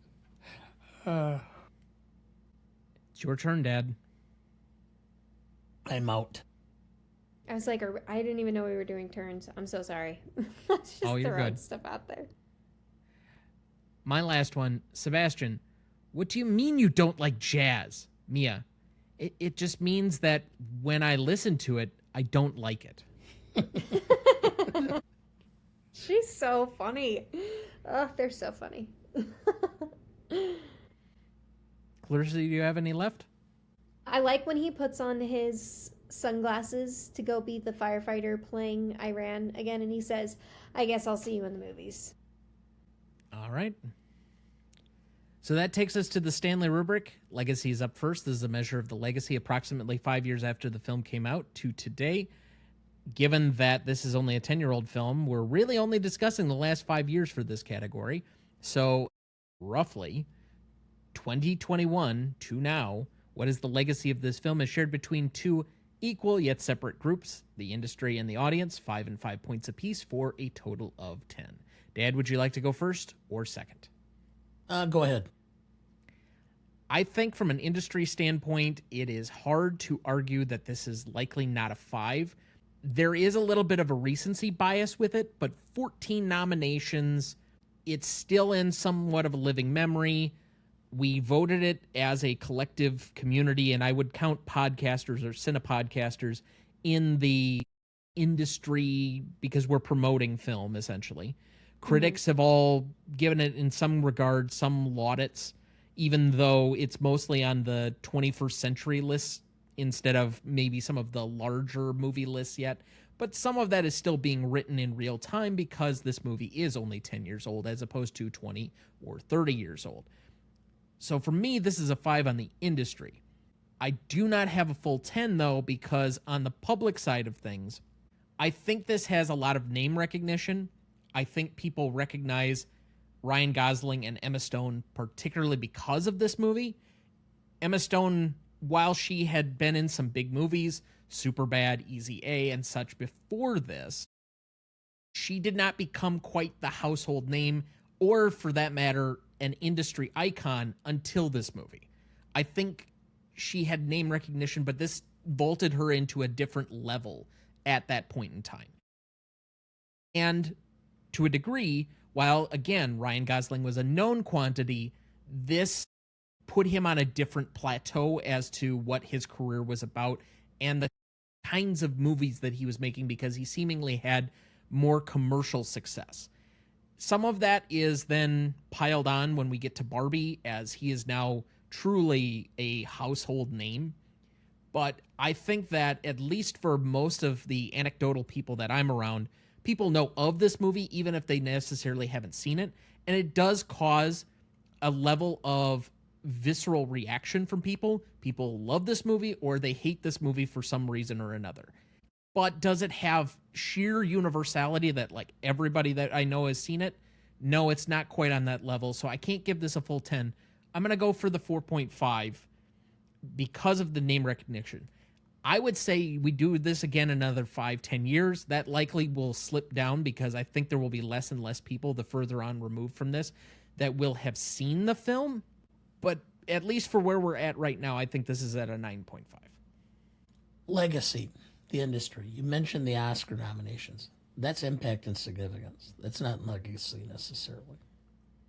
The problem I'm having is how to do this, because I agree with you that there was an impact on Stone and Gosling's career, and Giselle was able to do First Man and Babylon afterwards within that time frame.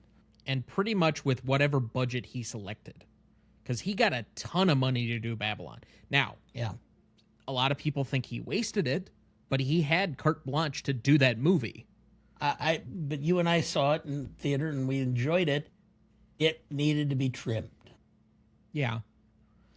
It's an imperfect film, but I think there are pieces of it that I really appreciated and enjoyed.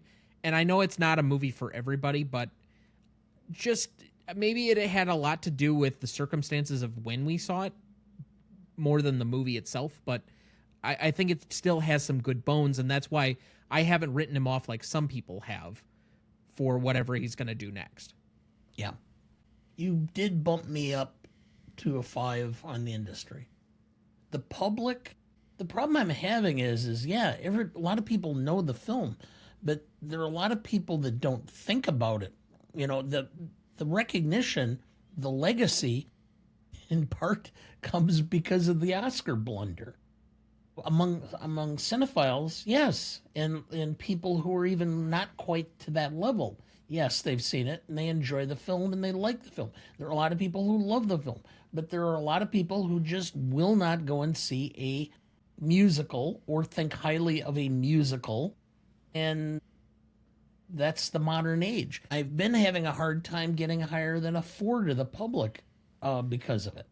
By the same token, though, whether it has notoriety due to the Oscars blunder, it still has notoriety. And on the flip side, while there are people that won't watch musicals because they're musicals, there are just as equally passionate fans who love things because they're musicals. So it does balance itself out a little bit. Like, I'm okay if you go with a 4, but I just wanted to add that in. Yeah. Well, I'm going to stay with the 4, so I'm at a 9. That's fine. I think I might be a little bit high, but I'm okay with that. I'm also actually at a 9.5. My industry is 5. Not exactly even for the Oscar, like the amount, anything with the Oscars, the, amount of Oscars it was nominated for, but just the fact that this is a love letter to the industry itself, to movies, to movie making. Like, everything about this movie is a love letter to Hollywood. And even the challenges, but making it in Hollywood, like, all of this is such a love letter to the industry and the industry's legacy. So it's not even just the movie's legacy in the industry, but like the industry's legacy of being this like fantastical, like, that's what this movie thematically or visually, I guess, speaks to. And then in the story, it has its own story, but it is a love letter to movies. And to me, I think that this movie is in that list of like movies you have to see before you die, no matter what. Even if it's more recent, even if it's like you know, I think it's going to be up there with, oh, have you seen Titanic? Have you seen La La Land? Like, have you seen? I think that this is in that language now of like it's one of those big movies that's in like the big movies league. For audience, I put a 4.5 because I do agree with Tom. I think they balance out. And I think a lot about my friends who are not movie people, who, really have not seen a lot of movies. Even they know La La Land and they don't know it because of me. They know it because of Emma Stone and Ryan Gosling, and knowing them from movies like Crazy Stupid Love or The Notebook or Easy A, and knowing that this is going to be a romantic movie, and that it so happens to also be a cinematic big name movie, right? Like all of my friends that don't really watch movies or talk about movies, that's how they talk about this movie. And so to me, I'm like, even the audience members where it's not exactly made for them, or like for people who, because I will say this is kind of a movie buff movie. Like it's a movie for movie lovers, and it also is one that is for people who love romance and who love musicals, and like it speaks to a lot of audiences. But even some of those audiences that don't know that they're in the like romantic movie audience, that's how they feel about it, at least from the people that I've talked to who talk about movies more casually. And so I'm like, if they are talking about this movie this way before I even mention that it's my favorite movie, then it's got to have at least that big of an impact of like, I know this movie. I know what this movie is. It's been talked about. And a lot of them actually also don't even really like talk about the Oscar debacle. They'll be like, oh yeah, I think I remember that happening. But these friends, like college friends or random people, coworkers, whoever, that really don't dive into this world, they didn't watch the Oscars, and so they're just like, oh yeah, I remember seeing that on the internet, and like, was Will slapping that guy the next year or whatever? Like they don't think about it as much because they weren't watching it, It's like it's a little bit more casual, and so I'm just thinking about all of those experiences, and even to all of those people, they know this movie. They know what it is. They've talked about it. It has a legacy. So I'm going to say a 9.5. So that's a 9.33 average between the three of us. Let's move to impact and significance. This is a measure of the impact and significance among the same two groups, the industry and the audience, 5 and 5 points apiece, among the initial 5 years after the movie's release. So roughly 2016 to 2021. What is the impact and significance as felt between those two groups? Dad, since I went first the last time, I will invite you to go first here. All right. Impact and significance. For the industry, it's a 5. Perfect. I mean, the nominations, the wins, etc. I don't need to elaborate any further. The public, the only concern I had is it did not have huge box office appeal, but I think it made up for it probably by streaming and other things for the most part. So I guess I'm going to go with a 4.5. I was waffling between 4 and 4.5, but I don't think these type of movies were in the, the $500 million range until much later. So I'll go with the 4.5. So I'm at a 9.5 overall. I ended up at the exact same number. 5 on the industry, I don't need to spend any time on it. 14 nominations is a lot. I basically mentioned most of the stuff that I would mention for this in the first category, so we'll just move on from that. I also have a 4.5 here, but the reason that I have a 4.5, I feel like I need to explain more, because I've knocked movies down to about a 4 for finishing 17th in a given year, but I think at least people that are not cinema, like, historian or semi-historian kind of appealing to people forget how broad and deep 2016 was. We're talking the films that all finished ahead of it are basically all sequels or IP. We have Deadpool, we have Suicide Squad, we have Batman vs. Superman, Dawn of Justice, Fantastic Beasts and Where to Find Them, Zootopia, Finding Dory, Rogue One, Captain America Civil War, Moana, Sing, The Mermaid, X-Men Apocalypse, Kung Fu Panda 3. This finished just behind all of those, most of which are either aimed at comic book fans or kids. And we have a Star Wars movie. This film made almost $500 million as an original property in an era when we complained at the top of the episode why we didn't see it in theaters. This movie wasn't showing in Rapids or in very small communities until much later in the process. And by that point, going out to see it wasn't like a big thing per se. Whereas the rest of all these movies, these giant Disney movies, whether that's Captain America or the Jungle Book real life remake or Batman, whatever, all of the rest of these are different. So when I say it finishes 17th, I'm not going to knock it down because its lack of availability, and it still made a hell of a ton of money for what it was. So I'm at a 4.5. I finish at the 9.5 here to mirror your score. Mine is also a 9.5. Industry, exact same reasons. And audience, I honestly just want to say the exact same reasons as I said for legacy. Is like the 0.5 really is just there for those people who it might not have like changed their lives seeing it, but they did see it or they do know about it. You know, it might not be something, and I guess this would go to rewatchability, which we'll score later, but like, and it might not be something they put back on, but it still was something significant that they've seen and they would say, oh yeah, La La Land, that's an ambitious movie. Even if they don't like the story, it's still undeniably an ambitious and significant movie. So you'll make the math easy on me. That's a 9.5 between the three of us. Then let's move to novelty. This is a measure of anything original about the film, kind of its uniqueness factor, and the execution on or about the movie in totality. 5 and 5 points apiece for a total of 10. Since you led off the last category, Dad, I will go first here. One of the ways that I describe this in our guest outline for originality is a unicorn-like quality, meaning that it has almost a one-of-a-kind type factor to it. And while this doesn't have a one-of-a-kind, it is definitely borrowing tropes and such.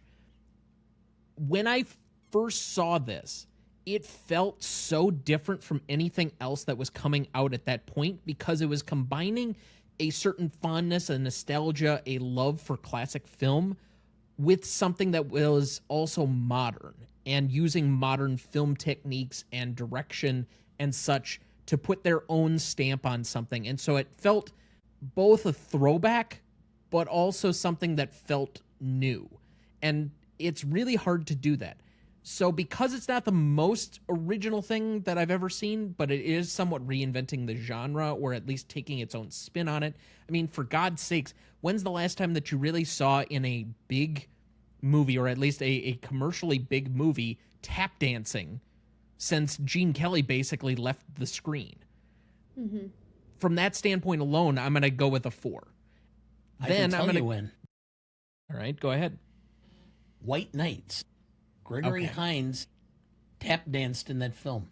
All right. I thought about The Artist in 2012, but that's also an old Hollywood-esque movie. And that's specifically set in that era too, which I would argue. Whereas this one was not a modern tap dance. Yeah. On an execution level, I think this is really highly level executed. We've talked about and we rewarded the cinematography, the choreography, the direction, the acting, and the music in our nominations for the 3 primary categories. To me, that stands out as a high-level executed film. The reason I slightly hold back on this is for something I can't put my finger on. Maybe it's just I don't want to have a recency bias and say this is a really highly level executed movie, and so thus it's a 5, and people come back at me and say, well, you're just too biased because this is a recent movie. So maybe that's what's holding me back, but I just have a 4.5 here, and I have an 8.5 in total. I don't know why. I can't exactly place my finger on it, but I just cannot bring myself to that 5. There you go. Well, I'm a 5 for execution. I don't care. There's just too many things between the script, The directing, the cinematography, the choreography, the music and score. It's just too well done. So I'm at a 5. Originality, I like your points. I have some problems. I know that this is fresh and new and such. I guess I'm going to go with a 4.5. It's not completely outside of the norm, so I'm at a 9.5. So you went above me on both categories, even though you were trying to argue against my points for originality. Okay. Point taken, Dad. I didn't really argue against your point on originality. I'm not sure what you're talking about. Finish us, take us home here. I have a 9.5 as well. Okay. I put a 4.5 for originality, just because the majority of this movie is made up of other things. Like we have we have a little bit of a rom-com, we have a romantic story, but it challenges it and is still original where it doesn't give us the ending that we want. So there's like still the originality, but it does still have kind of the formula of a romance movie. It has the inspiration from old Hollywood. It has, modern actors. Like all these pieces come from other pieces, but it still in itself is original enough. So it's just that 0.5. Like I'm not giving it a 5 just because it's like you have so much inspiration from other things, but you're still enough to be an original thing yourself, like in itself. So 4.5 for originality, and then execution, it's a 5. This movie's so cool. This movie's beautiful. This movie is so ambitious. It's beautiful. The end. It's perfect. So visually, execution, performances, I have zero complaints about the way they put this movie together. Now, I would say, or I might argue that, especially on an originality point, this feels, because of the level of homage and how many things Chazelle is borrowing from to put this together, and it feels like his version of a Frankenstein, but to me, this is his version of Pulp Fiction. It's a completely different genre, but it's borrowing so many things from so many various different places to put it together that it feels like Tarantino putting together Pulp Fiction, where he's borrowing from like 70 or 80 different films, and he likes one thing here and he likes one thing here, and he just keeps borrowing the amount of things. That has currently a 9 novelty score, and comparatively right now where we're sitting, this is going to have a 9.17. So for anybody that complains about me not trying to be objective or whatever in trying to place this down, just maybe make that comparison, because I was at an 8.5. I tried to put it slightly under Pulp Fiction, and I was outvoted. Let's move to classicness. This is a category that lives in all sorts of nuance because it's about how well something has aged or not. The more recent the movie, the harder it is usually for this category, because there is not the amount of time where we get to really grow and develop and have space from a movie to really give it full perspective. I think often with more recent films, we kind of stay very close to the median point, which in this case, for this category, we start at a 6 median because it's usually easier to take points off than it is to necessarily add them on. But because of that, and because this category lives in the gray, we turn to our graying senior nuance correspondent, Dana. Yeah, well, I'm past graying, I'm at white, as I've repeatedly said. You are very white. Yeah. This is the category that just threw me. Other than John Legend, it's a pretty white, cast. All right. There was comments and there was a lot of criticism about cultural usurping because of the jazz aspect of the film. I understand that Giselle is a big jazz guy, so I give it a pass for that. There's nothing that's horrible about the film. There was comments that were made in some avenues about Gosling being kind of the white knight, that he has to protect the woman and he's the one. I understand. So I'm sitting there going, I understand these points. I don't necessarily agree with them, but I also don't necessarily see any reason to give it a bigger bump up other than to say that it's fresh and there's nothing that would prohibit me from saying that it's not classic. So I went with a 7 because and gave it a slight bump up for that reason, but that's I'm all over the place. I remember the criticism of this movie where people were saying, "Oh, Ryan Gosling's trying to save jazz," very tongue in cheek, but those were also disingenuous from the people who didn't really like this movie to begin with. So Yeah. fuck off. I don't take your argument seriously because he doesn't save jazz and he never says he's going to save jazz in the entire movie. So cut it out. It's stupid. The other part of this, or the other argument that you made that this is a lily white film, there's like 10 people in the cast. Like, and one of them is black, and another one, at least like one of her roommates, is Hispanic, and I think another one's Asian. His sister's fiance is also black. Everyone Yeah. who plays jazz in every scene Okay. is black. Yeah, I don't even buy that one, and I certainly don't buy the white knight, white savior man coming to save, because he doesn't really save the day. He's just really supportive, which is ultimately what you want from men. Like, what? It's stupid. None of that makes any sense to me. So all of that is to say, I have 0 points off for this film.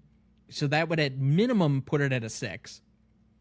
But I can't give it my normal points up because it just hasn't aged enough for me to start awarding timelessness, which we usually start at about 25 years. So this movie is 15 years away from me being able to give those points up.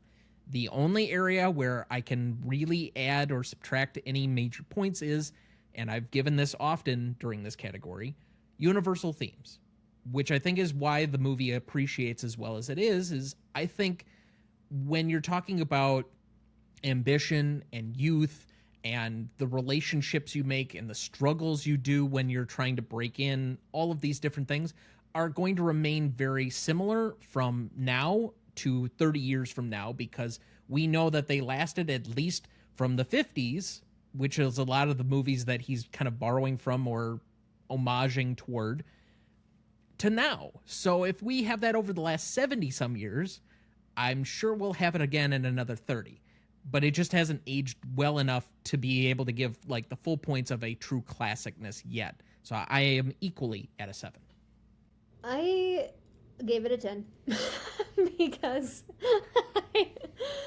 I looked at it mathematically like that, of like, oh, okay, look at all these pieces that Damien Chazelle put together from things that have been timeless, that are timeless, that will be timeless, that continue, you know. He used all of those. Great. I know that they're timeless. This movie, and like I said, for like all of the other things, the legacy, the novelty, all of these things, to me, it's already a classic in films, like in this list of films, in this, you know, we talked about earlier, one of the facts being that in the reader's choices of best movies of the 21st century, people have already voted that at least in this century so far, it's in the best 100. And so it's like, to even have said that and compare it to other things and put it so high up in that list, to me, I'm like, it's going to live on. It's going to continue. And also, maybe I'm just kind of a grouch, but if Annie Hall can be considered a classic, quote unquote, this can be considered more of a classic. And maybe I dump on Annie Hall any chance I get. But everyone, like, so many people You're not consider that alone movie there. a classic. That movie is garbage. But I don't, but I'm like, if everyone considers that movie to be a classic, La La Land is way better than that movie. And it has so much more going for it, personally.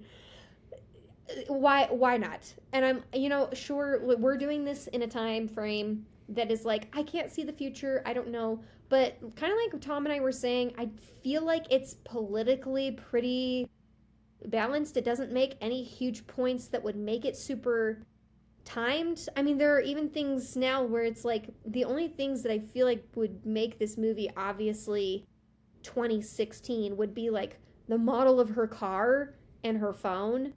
everything else kind of feels like it has a timelessness to it, of like it just exists in this time because it is thematically relevant to a human experience, to passion, to adventure, to dreaming, to loving, to having hardships. Like thematically it falls into things that are just a part of the human experience, and it's cute and pretty, just like a lot of those old Hollywood movies. So I think it's classic, so I gave it a 10.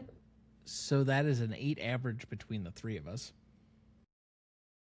Moving on to rewatchability. This is a subjective measure of how rewatchable you think the film is. If we were to take a more objective opportunity, like I traditionally have done over the past few seasons, and also trying to take into the factor of the people who have actually seen it, how likely are they to rewatch it? I think this is a very popular movie with people who have actually seen it.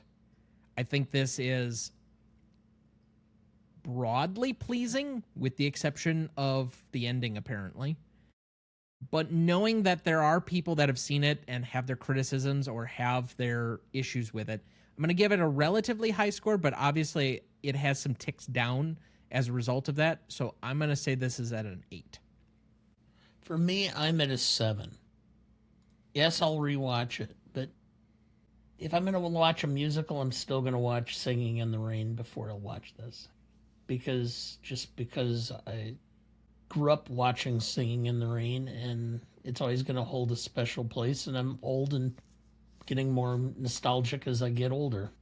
So I guess that's all I'm going to say. It strikes a chord with me, but there are other musicals that strike a bigger chord with me, and so I think 7's in my rewatchability range on a regular basis, but I'm not going to go any higher than that. Is it a D? Maybe What? an A flat? The chord. Which Yeah. one? F sharp. F sharp. Wow. Yes. If I remember the fingering, that's all 3 levers on the trumpet. It's a really rare note. And the reason I mention that is for a reason from a piece I saw on TikTok. Where are you going? No, Don Henley's The Boys of Summer. He originally did it in F, and then he said it isn't right. So they manufactured a way to elevate it up to an F sharp for the refrain. Ah. Okay. I gave this a 9. And I'm shocked I even gave a whole point to every other, like, to the audience that I was talking about earlier, of like a casual movie viewer, because to me, it's a 10. I already admitted I saw this 9 times in theaters. I watched this at least 3 times a year. I almost got a tattoo of this movie. I love it so much. So to me, it's a 10, but I have to take into account that, like, there aren't a lot of people who rewatch this movie. They're happy that they have seen it. A lot of people that I've talked to have said that the ending puts them in a funk because they're so sad that it did. We've already told you enough and yapped on enough about why your concerns about the ending are dumb. But people still have them, or whatever. You can have feelings.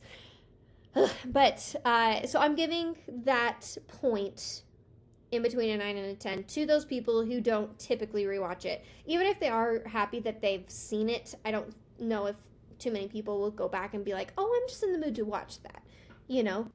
And maybe it's also because I have polarized so far on the other end that I don't know how to, like, empathize with those people, because I'm like, I'll watch it right now. I'll watch it again this second. I'll turn it off, like, I'll turn it right back on the second it ends. Watch me. But I'm just going to give them that wiggle room. So, listeners, you're welcome. But that's it. I have to ask, what kind of a tattoo would you have gotten for La La Land? I was thinking about, like, the dance move. Like, them doing the dance move, like a little outline of them doing it.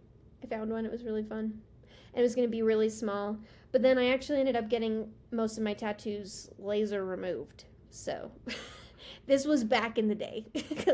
Like 20-year-old Clarissa who was just like, I get a tattoo of whatever. Let's get this movie. Yeah. Don't worry. I learned the lesson. Lasering tattoos is very painful. I used to have a trip to the moon with the bullet in the eye this big right here, and it is completely gone.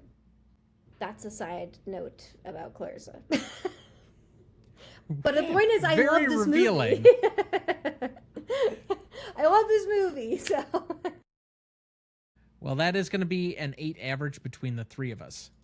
For audience score on this one, we had an 8.0 from IMDb users and an 82% for Rotten Tomato users, giving us an 8.1. So to repeat the categories, we had a 9.33 for Legacy, a 9.5 for Impact and Significance, a 9.17 for Novelty, an 8 for Classicness, an 8 for Rewatchability, and an 8.1 for Audience Score, giving us a final total of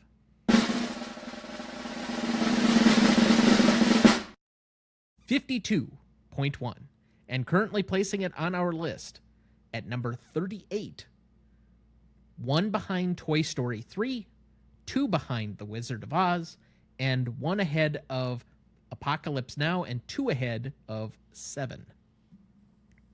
Wow. It's crazy placement. There's a lot of juxtaposition going on in that order right there, but it's fun. The 30s of this list is quite odd. Sunset Boulevard, Return of the Jedi, A Few Good Men, Goodfellas, Taxi Driver, Groundhog Day, The Wizard of Oz, Toy Story 3, La La Land, Apocalypse Now, and 7. Wild. All over the map there, but great movies. That's really the only common through line. But as usual, if you have any commentary for us, good, bad, or otherwise, you can write us at greatestaltimemoviepodcast@gmail.com. You can find us on any of our socials at gmotepodcast, or you can write us on the website ronnieduncanstudios.com/gmotepodcast. That's Ronnie with a Y, not an IE, because I screwed up when I did the original address. Yeah. You're welcome, America. Moving on. Remaining questions for this one. How long is Seb's open? And by I mean Seb's, I mean the club. How many times is she going to show up? Because the more often that a celeb shows up, the longer the club's going to stay open. The thing is, she goes into the club and not a single person like turns head or notices know that her. she's there. Yeah. Which I find difficult to believe. It is Los Angeles. It's in Los Angeles. They see stars all the time. Yeah, yes and no. Okay. I said forever. Maybe because I just want him to be happy. But I also think there's very much like even if it's not going for the jazz, people really love like a swanky prohibition feel underground club, and it's like dark, it's moody, it's got cool music. So even if it's not like you come here because you like jazz, you know, or we're successful because of jazz, it's like it's still just a nice environment, and it's in a city. I'm like, I don't know, I think that club does well. Personally, it's a club I would visit. That being said, most of the clubs or bars I'd visit are not ones that are ordinarily successful. So it's really hard on the economics. Like the margins are really slim on clubs and on bars. And if you're not doing all of the dotting of I's and crossing of T's to make it work, I don't know. It's a risk. So I have to feel like, first off, the place he idolizes that got turned into a tapas place, like they went out for a reason. Now, was it a location issue? Was it something else? You never know. So there's a whole lot of factors going into this. I would say the economics and the randomness and all the other factors that could be that this is possibly something that only lasts a few years, but it also could become an institution. You never know. Well, this is the trick, which is places like this become the personality of the owner. And when these places eventually die, it's because the owner retires or sells or dies. That's a good point. So, and he's very personable. And so if he lets that person or his personality bleed through into his relationship with his customers, I think he would be successful. Is he personable? I think so. Well, he At seems what to point be, do like, we he see was- him being like truly charismatic? He has this weird relationship with Keith.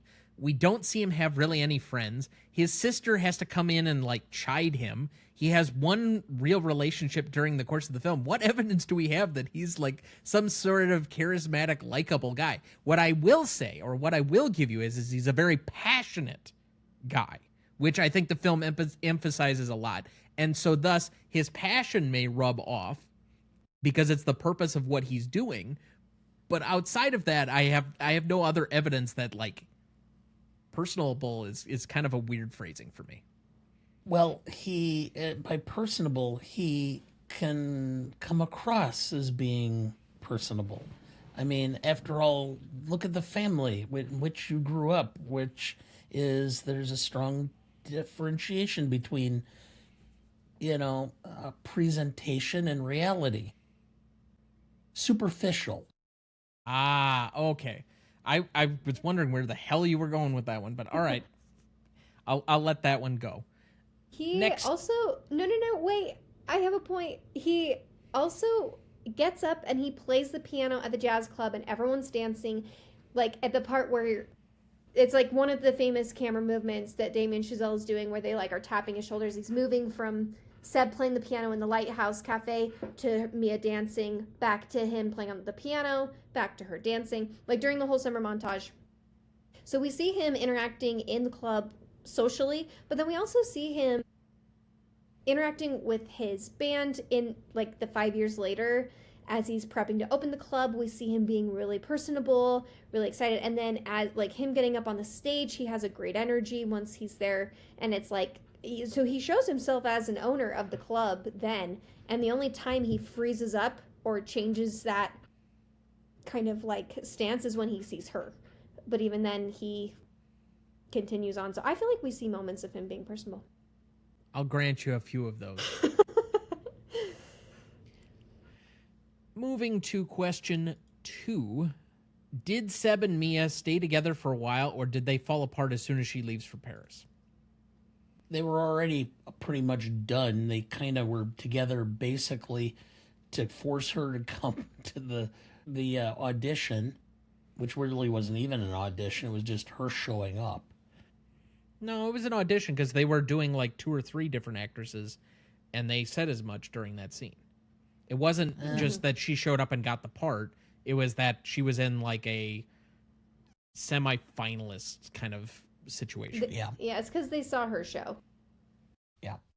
But still, I think that, she was going to be in Paris for an extended period of time, 6 months, 9 months. They never recovered from the combination of events. They both moved on after that. Well, and he'd already signed on the dotted line. I'm thinking he was probably on the road. So even during the point where she's prepping to go for the shoot, because they said it was only like a 3-month shoot in Paris, but there's like a 6-month pre-rehearsal or whatever for them to all do this. She's going to be like really inundated with amount of stuff that they're both going to be busy with things. It takes him a while probably to get out from under the contract for the band. And so they're both doing different things. There's at least a few open questions on probably some Reddit threads as to when did things fall apart? Did he like go to Paris and then it fell apart? And so I would guess that you're probably right. If in my version of events, they probably just got busy and it just naturally kind of drifted apart because that's kind of how the movie leads you along. But I don't have anything otherwise to say differently, I guess, either. I feel like it's actually a pretty solid cut ending for them when they're in Griffith Park. And they're looking up at the observatory because they even say, she says, "What are you going to do now?" Which doesn't even like imply, but like says she's not going to be a part of his life going forward. It's like, what are you doing next? I'm going to do this. You're going to do that. And he says, "I'm going to stay and open up my club." So he doesn't even say, I'm going to go on the road, I have to finish this. He just says, I'm going to stay and open my club. And he says, I'm so excited for you. And that's when she says, I'm always going to love you. Not, I love you. It's, I'm always going to love you. That's pretty, to me, like, the conversation feels super cut and dry, just as, like, a closure to a relationship. And she had already gone home. She'd already moved out. Like, they were living together. So she moved out. They were separated. They were already kind of done. They had this moment that wasn't really him taking her to the audition. I don't take as anything romantic. I take as a respect and love for her and who she is and what she wants to do and believing in her outside of their relationship. Because he even says when he answers the phone, no, she's not here anymore. Not anymore. Like, she doesn't live here. And then he says, it's an audition. And then he goes and he gets her. And to me, I'm like, I see that as they've shifted out of the romantic part of their life. They're now friends who respect each other and have love for each other. He takes her to this audition and they have closure at the park. And bye-bye. So I think they're already broken up. They're done. You made some really good points. Question 3. Did each of them make the right choice? You can't make that determination in the moment.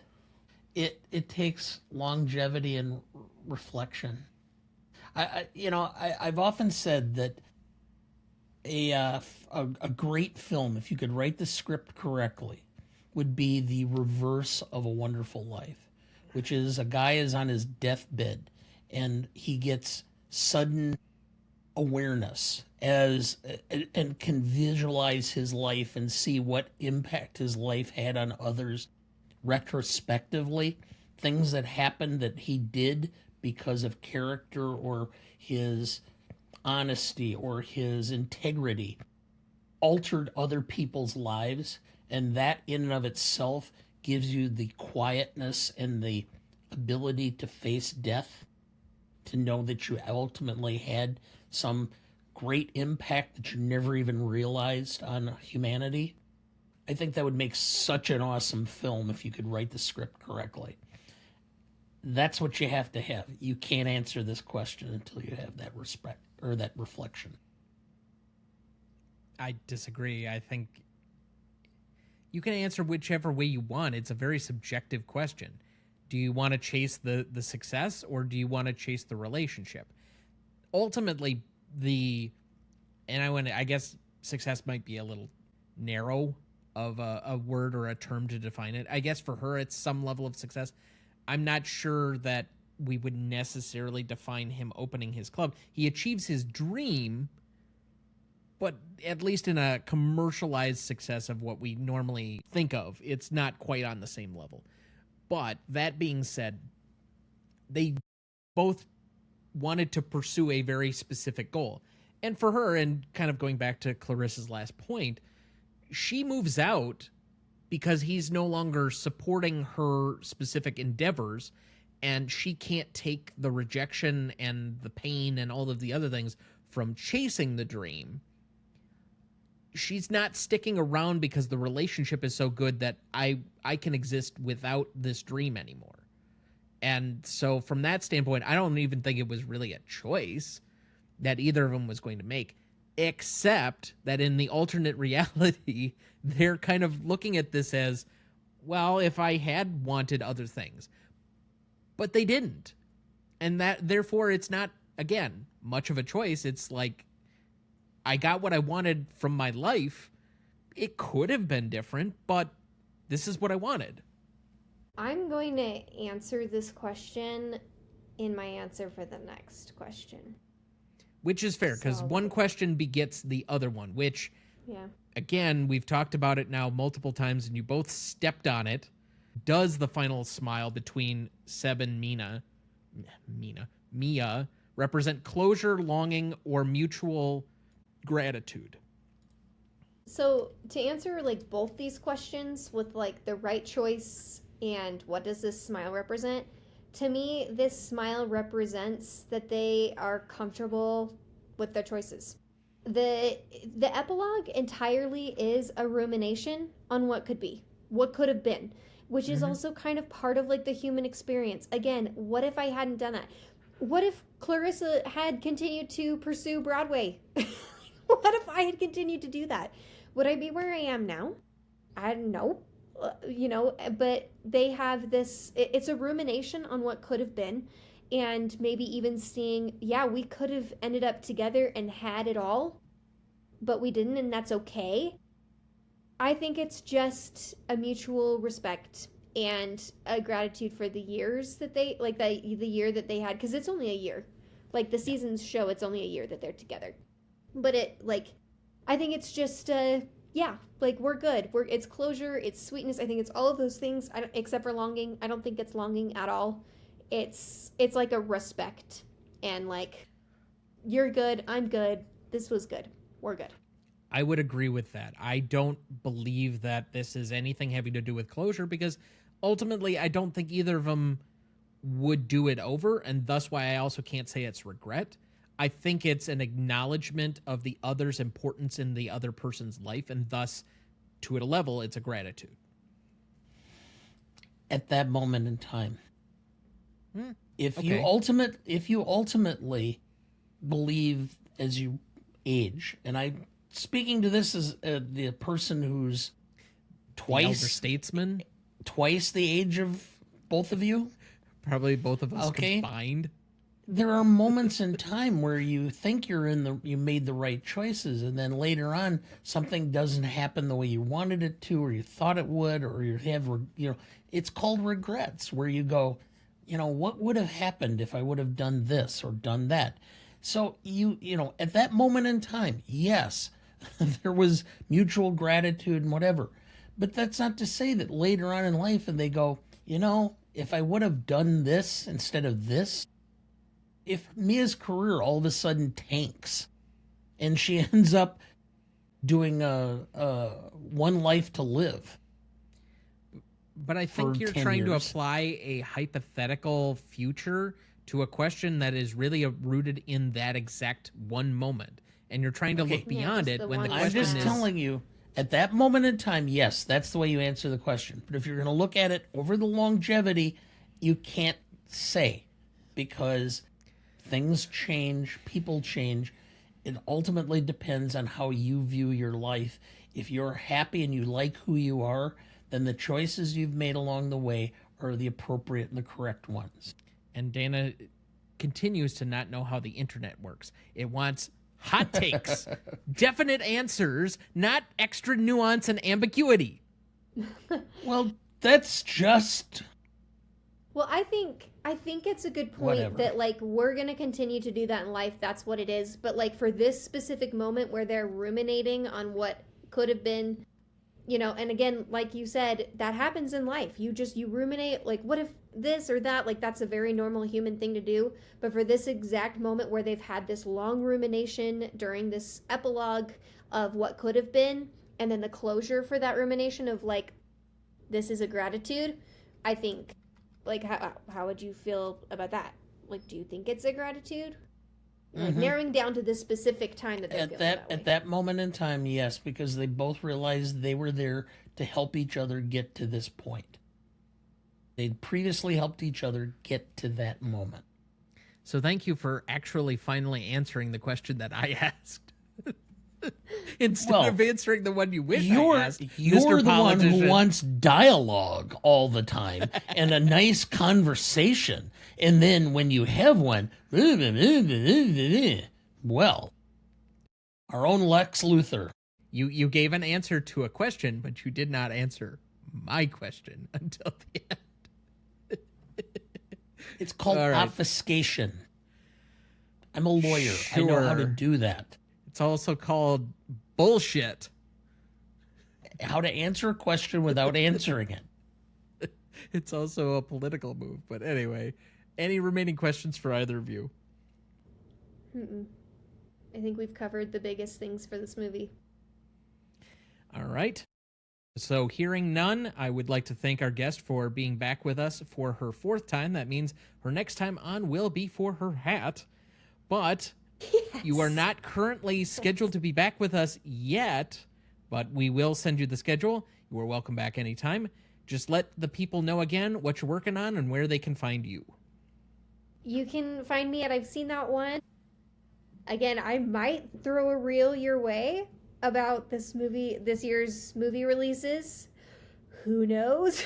Right now, maybe not in this year, but I should be picking up again in the new year, hoping once my girl is 3 months old that I can find some regular life and consistency again. I do miss the movie space, so we'll see. But that's where you can still find me. Still come and chat with me about movies, and hopefully I'm back here soon. All right. Dad, final thoughts for the week. None. I'm just kind of know that there's a huge list of upcoming movies, and I'm looking forward to them. That's all I'm going to say. You do this every time. None. And then let me give you my 5 other things that actually are on my mind. So do you or do you not have final thoughts? It's a binary choice, and yet you somehow live in both camps. Whatever. Anyway. Final thoughts for me. I gave some recommendations on the episode that just came out for First Watch Rewatch. Nobody really needs me to recommend Ted Lasso, but season 4, it's still trying to find its footing, but being with some of those characters is like a warm blanket, so I can't complain too much. Yeah. As far as anything else that I would like to quickly recommend, we got Reacher season 4 currently debuting, and I haven't gotten to Lanterns yet, but I'm sure I will. But Reacher is a good show for the most part. It has a good central character. Alan Ritchson is perfect for that casting, and there are rumors that he may be the next Batman, yet again, because those rumors have been circulated a lot. And I don't think he would necessarily be bad in the role. I think he could do comedic. I like him as a person, as an actor, etc. So, I don't know. If you want to give that a try and not think about Tom Cruise while doing it, it's on Amazon Prime. There's 3 seasons, plus I think there are 4 episodes into this 4th season already, and it's a decent show. It's at least some mindless entertainment for the most part. But that is going to do it for us this week. Thank you for listening. I do wish we could chat longer, but I'm having an old friend for dinner. Next week, for our 328th episode, we discuss Arrival from 2016, celebrating its 10th anniversary. Directed by Denis Villeneuve, written by Eric Heiserer, cinematography by Bradford Young, music by Johan Johansson, editing by Joe Walker, starring Amy Adams, Jeremy Renner, Forrest Whitaker, and Michael Stuhlbarg. You won't want to miss that one, so watch ahead of the show by searching the Real Good app to find where it's streaming for you. It's REELGOOD. Please like, follow, rate, and review, or whatever on whichever platform you have so that more can join in our fun. You can also email the show at RonnieDentalStudios.com or at GreatestAllTimeMoviePodcast@gmail.com, or find us on YouTube, Instagram, Twitter, Letterboxd, Blue Sky, Threads, or TikTok at the handle @GMoPodcast. The Greatest Movie of All Time is a production of Ronnie Duncan Studios. Our show is mixed, edited, and written by Thomas Duncan. Our music is thanks to Purple Planet Music. Our distributor is Captivate FM. Our technical provider is Riverside FM.